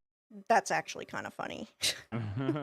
But again, they're not saying that, like, Jews or white people at the bottom. It's just because, like, Hassan got in trouble for calling people crackers, and they were just making fun of it, right? Like, again, like, that's different than, like, putting Jews or anybody else at the bottom, because they're not saying white people are at the bottom or saying, like, you know, anybody else is at the bottom. It's just a slur tier list, right? Which is what I plan to do when I crash out, but, like, but, like, that's not putting people at the bottom. I don't know what he's trying to. It's not. I mean, that's got to be. It's not a 1-to-1. At least a D, right? Pale face, motherfucker. Pale face. I mean, again, I think that's an F. Hog. So Hog is my favorite. I use it all the time. Him and Hassan feel as though they are white guys, so they felt very comfortable talking about white slurs on their tier list. Again, I think I'm more white than you. What do you think? It's the slur themselves. They're not putting anybody above them or below them. I think I'm white. Like, I'm super That's white. not the Can same you thing. Understand why Arabs might feel comfortable talking about Arab shit on their tier list, Ethan? You're the white guy. You think you're more white than Hassan. I think I'm more white than you. So, yeah, the white guy can say all the things. I would agree with that. Hassan's like... actually, no, I would say Hassan is a white guy, right? Like, I don't know. things that he wants, like cracker. It's a weird line. But the Arabs can't have their tier list. I would put him also. They could have their tier list if they didn't have that fucking Love Sabra at the bottom. That's what you're fucking missing, iDubbbz. Don't put fucking Sabra at the bottom and literally put anything else. Like they could have said fucking, I don't know. Like they could have said hates falafel or some shit like that. I don't know. Like and it would have been okay because it's not like racially coded anti-Judaism, right? Like I know Turkish this is people are stupid. different. Notice This is how they fucking drop stupid. the premise almost immediately that it's about who can say Habibi, and then it's like Hassan. Okay, actually he's Arab. We fucking love him. He's dope. He's Arab. Habibi is an Arabic word.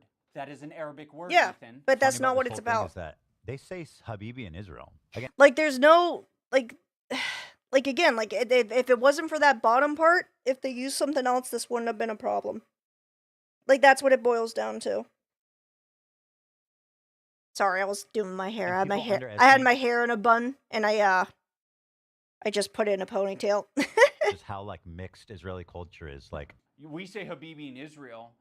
Yes, Ethan. Another. Well, I mean, it's Middle Eastern, so and there's also Arabs in Israel. Like I said, it's a bit more mixed now than when it started. Piece of evidence as to why it isn't anti-Semitic. This is racist. If you're not Arab or Motherfucker, just look at the bottom list, you fucking dumb cunt. He's so I don't know if he's being malicious or he's a fucking dense motherfucker. Like Jesus Christ. Which is a lot of Americans. And Ethan Klein presents you this tier list and calls it anti-Semitic. It You're is. just gonna eat it up. It's not. Ethan is just proving his location on this tier list under Love Sabra because he doesn't understand Arab culture. There's Sabra.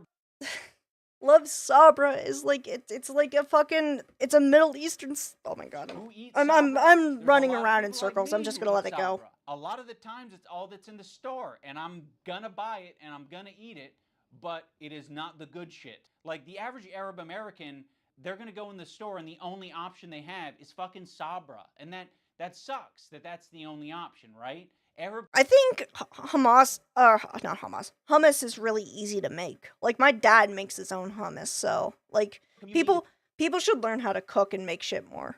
If they don't like Sabra, like unironically, they should just learn how to make it themselves. It tastes better anyways. Facilities are not widespread across the U.S. So what are they left with? They're left with a common, relatable, shitty hummus, which is Sabra.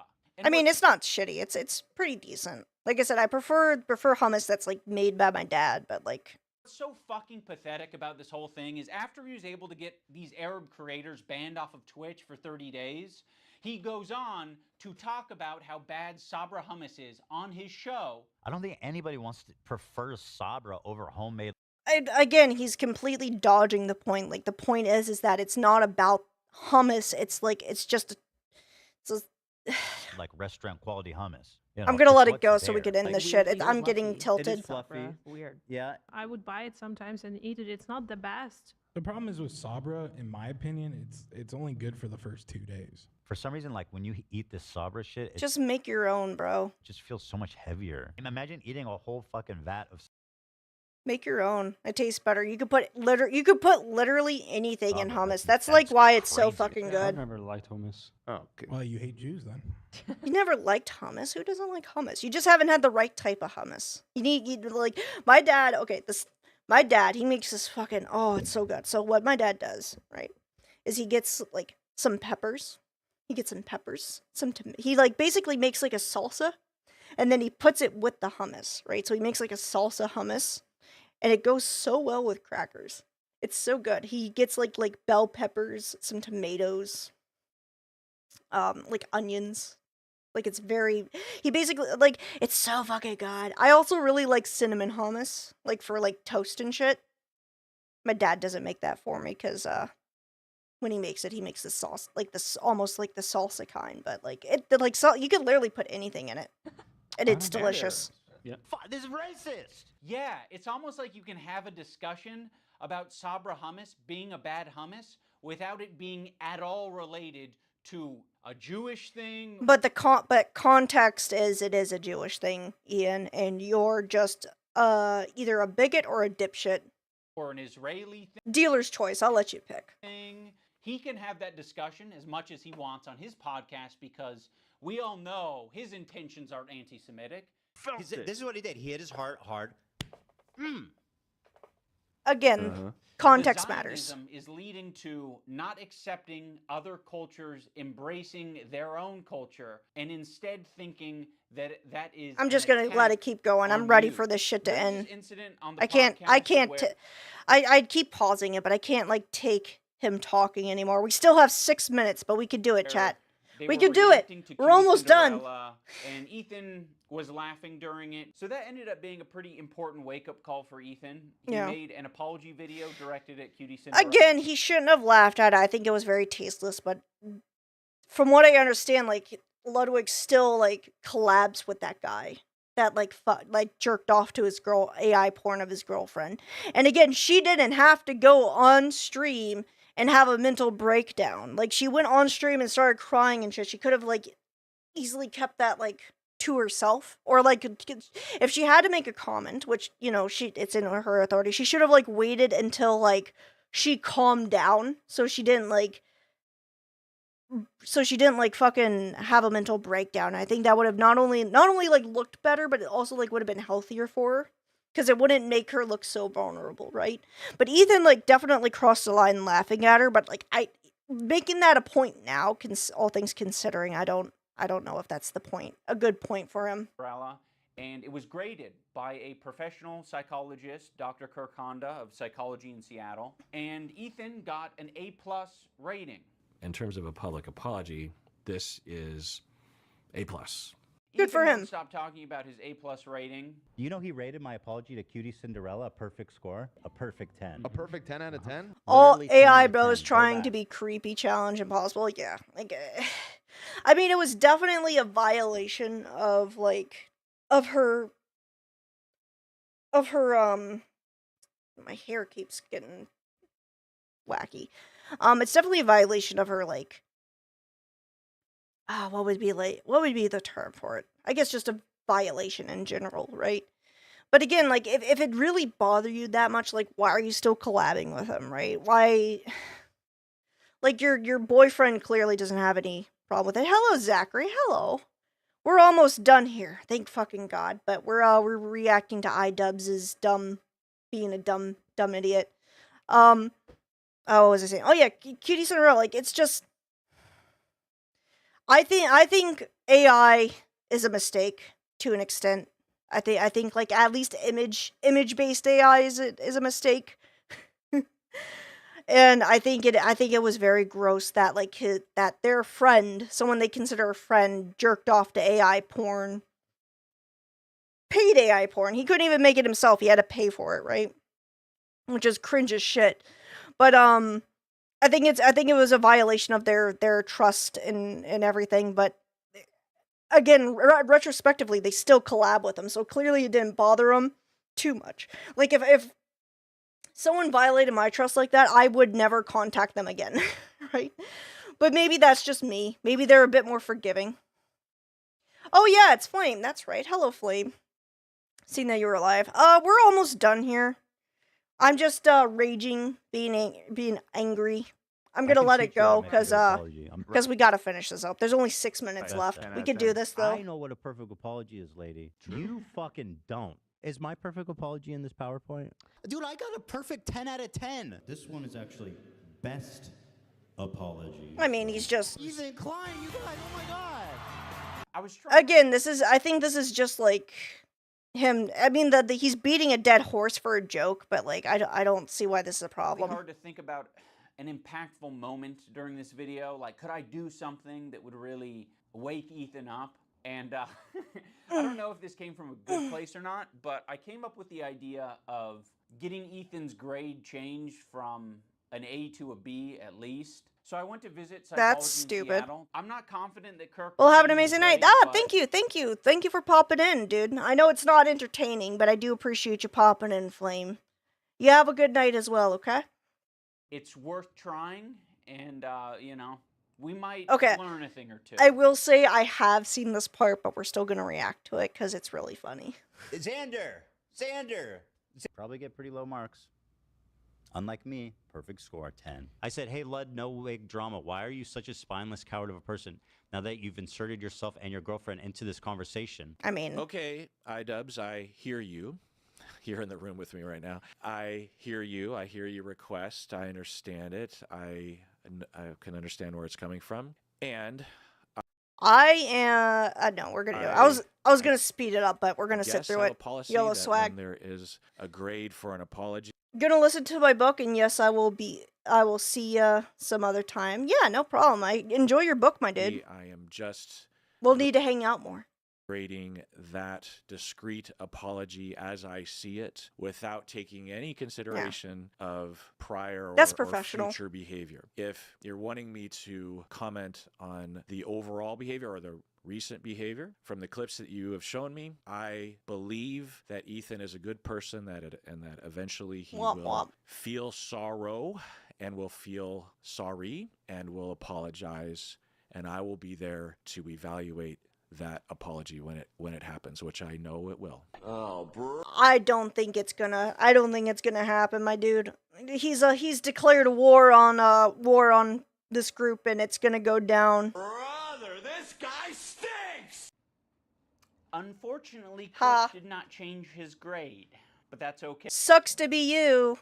Okay, because this is the internet, anyone can have their own official apology rating system, so I'm going to rate Ethan's apology a B-.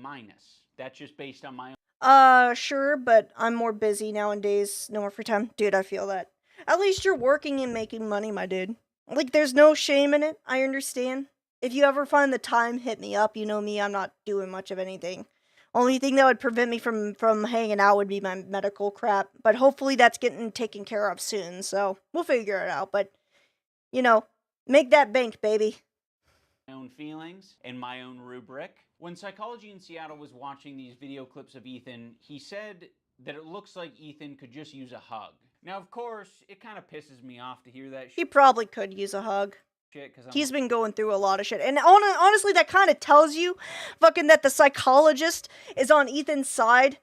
Like, you're trying to show him cherry-picked fucking clips showing how deranged he is, and the psychologist seems like, no, he just needs a hug. That shows that you have nothing. You have nothing to show for it. What are we doing? What are we saying? He needs a hug? No, he doesn't need a hug. He needs a good fucking ass whooping is what he needs. I think something that's very important to me. I would say you need to ask women, but you already had your ass beaten twice because you're a shit boxer. In bringing back Content Cop is to be fair.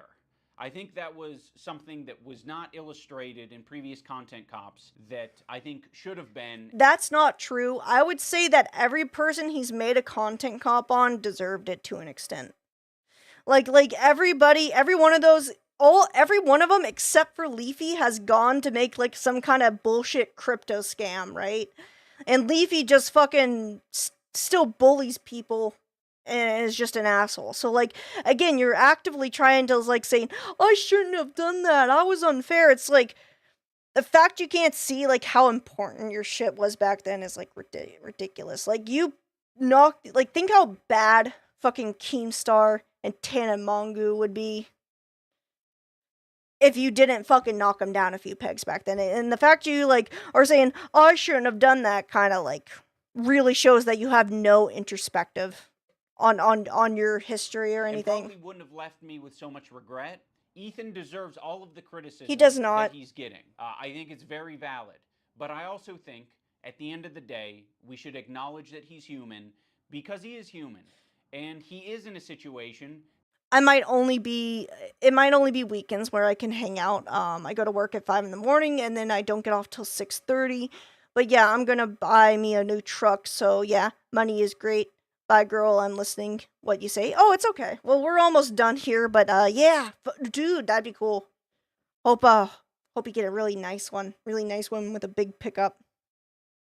That's making him extremely scared, paranoid, defensive, sensitive, and I mean, if people called CPS on my kids too, I think I'd be paranoid and scared. Sure, other yeah, makes sense. Features and feelings. In the spirit of Kirk saying that it looks like Ethan could just use a hug, I have challenged some of his most powerful haters to put down the haterade and just say something nice and charitable about him. God, this is fucking more performative. I just wanted to say that I'll send you a pic when I do. Hell yeah. that I respect that you are genuinely yourself on the internet. I think a lot of other people respect you for it as well. I think that's Have a good night. big reason why people were drawn to your I'm surprised she decided to cover up her cleavage for this. content in the first place. I think that's a lot of the reason why your employees chose to work with you over anyone else. Ethan, I think it's respectable that you... I don't know who this guy is. Like, what fucking beef does he have with Ethan Klein? Like, I think I've seen him, like, one time before, but, like, I don't even know who he fucking is. I don't know what he do. Leave behind the anti-SJW crowd and step into a more empathetic worldview. I know it's not easy. Ethan Klein, I think that when you are being goofy, when you're being silly, when you are... That guy looks like... So, like... I'm gonna stop. I'm gonna say something bad. Lighthearted, and just having fun with your friends. I think that is when you're at your best. So I'd love to see more of that. That'd be sick. I will be reading my letter off because I don't want to sound robotic. H3 used to be the sports for good that I used to watch. I hope that one day gets back to what I remember. You were one of the inspirations for me to start creating content, so all this has stunk. I hope you really... You kind of like kickstarted this bullshit because you had like a fucking hissy fit about on like Twitter about him like unfollowing you, and you also did the racial, it was a racial tier list with Jews at the bottom. Like this whole fucking thing kind of kickstarted because of you, bitch. Like, what are you talking about? Hear this, and I wish you the best. I think Ethan Klein rocks a buzz cut. Oh, fucking 𝐸𝐿 Samson. This guy's getting sued to oblivion and deserves it. And I think he's got a good choice of facial hair. I think also, it's why are you in really your cool what car? he did 8 years ago, fighting that frivolous lawsuit. That was pretty fucked up. And fighting it, you know, he changed YouTube for the better. And I thought that was cool because I thought it was like he was fighting for free speech. You know, I also see the dynamic of Ethan and Neil. Oh my god. Like, is he crying? Oh my fucking god. It's really hard to be. Oh, he's just a sensitive man. I will use bitch in this context. He's being a fucking pussy ass bitch. A couple online and see people. Stop crying, man. Like, what? You just made a whole video fucking with like bullshit talking points, and now you're like, I feel so bad. I feel so bad. You just literally said you won't say and you won't come to his defense because like it's not your problem, right? Like you won't come to his defense and like say that like. That, like, it's not your problem if people call CPS on you and your family. It's not your problem, but now you're sitting here crying. Like, fuck you. Fuck you. And it's like, okay, like, if you come to their defense, if that doesn't always help them, right? It does. You could just, all you had to say was, like, their house is clean and they don't abuse their kids. You're oh my god. Oh my fucking god. I have been kind of slipping into a very unhealthy place where it's gotten worse and worse, and I get criticized more and more, and I get more defensive and more pulled up. A feeling of almost infallibility. I don't. That I could take anything. This is stupid. It led me to make a lot of mistakes, and then when I was criticized for those I mistakes, mean, yeah, like I agree. Like he gets really petty easily, but like this is like completely justified. Like iDubbbz made one reference to like the fucking CPS thing, and like he's like, it's not my problem. Nobody would give a fuck if I said anything. It's like it would be just a confirmation that like Ethan and 𝐸𝐿𝐴 are good parents, right? Like, and you know they are, but you couldn't do that because you're a selfish cunt who doesn't actually care about anybody unless it benefits you. then I would act extremely. iDubbbz is a fucking leech. He's a leech, he's a content leech, and will, like, play victim when you call him out for defensive and nasty and not really processing them in a healthy way. Okay. Well, not gonna lie, that was fucking terrible. Anyways, but we made it through, yes! Proud of you all, Chad. I'm proud of you. Thank you for putting up with me. I think we had a lot of really good conversations. I think it was very worthwhile, and I'm very glad we took the time to do it. I'm probably not gonna do this again unless Ethan makes a content nuke on iDubbbz, because like I kind of want to watch that on stream if he does it. But like, I'm not a drama person. Well, I am. I just don't like talking about drama. But I do think like iDubbbz is a pussy ass bitch, for lack of a better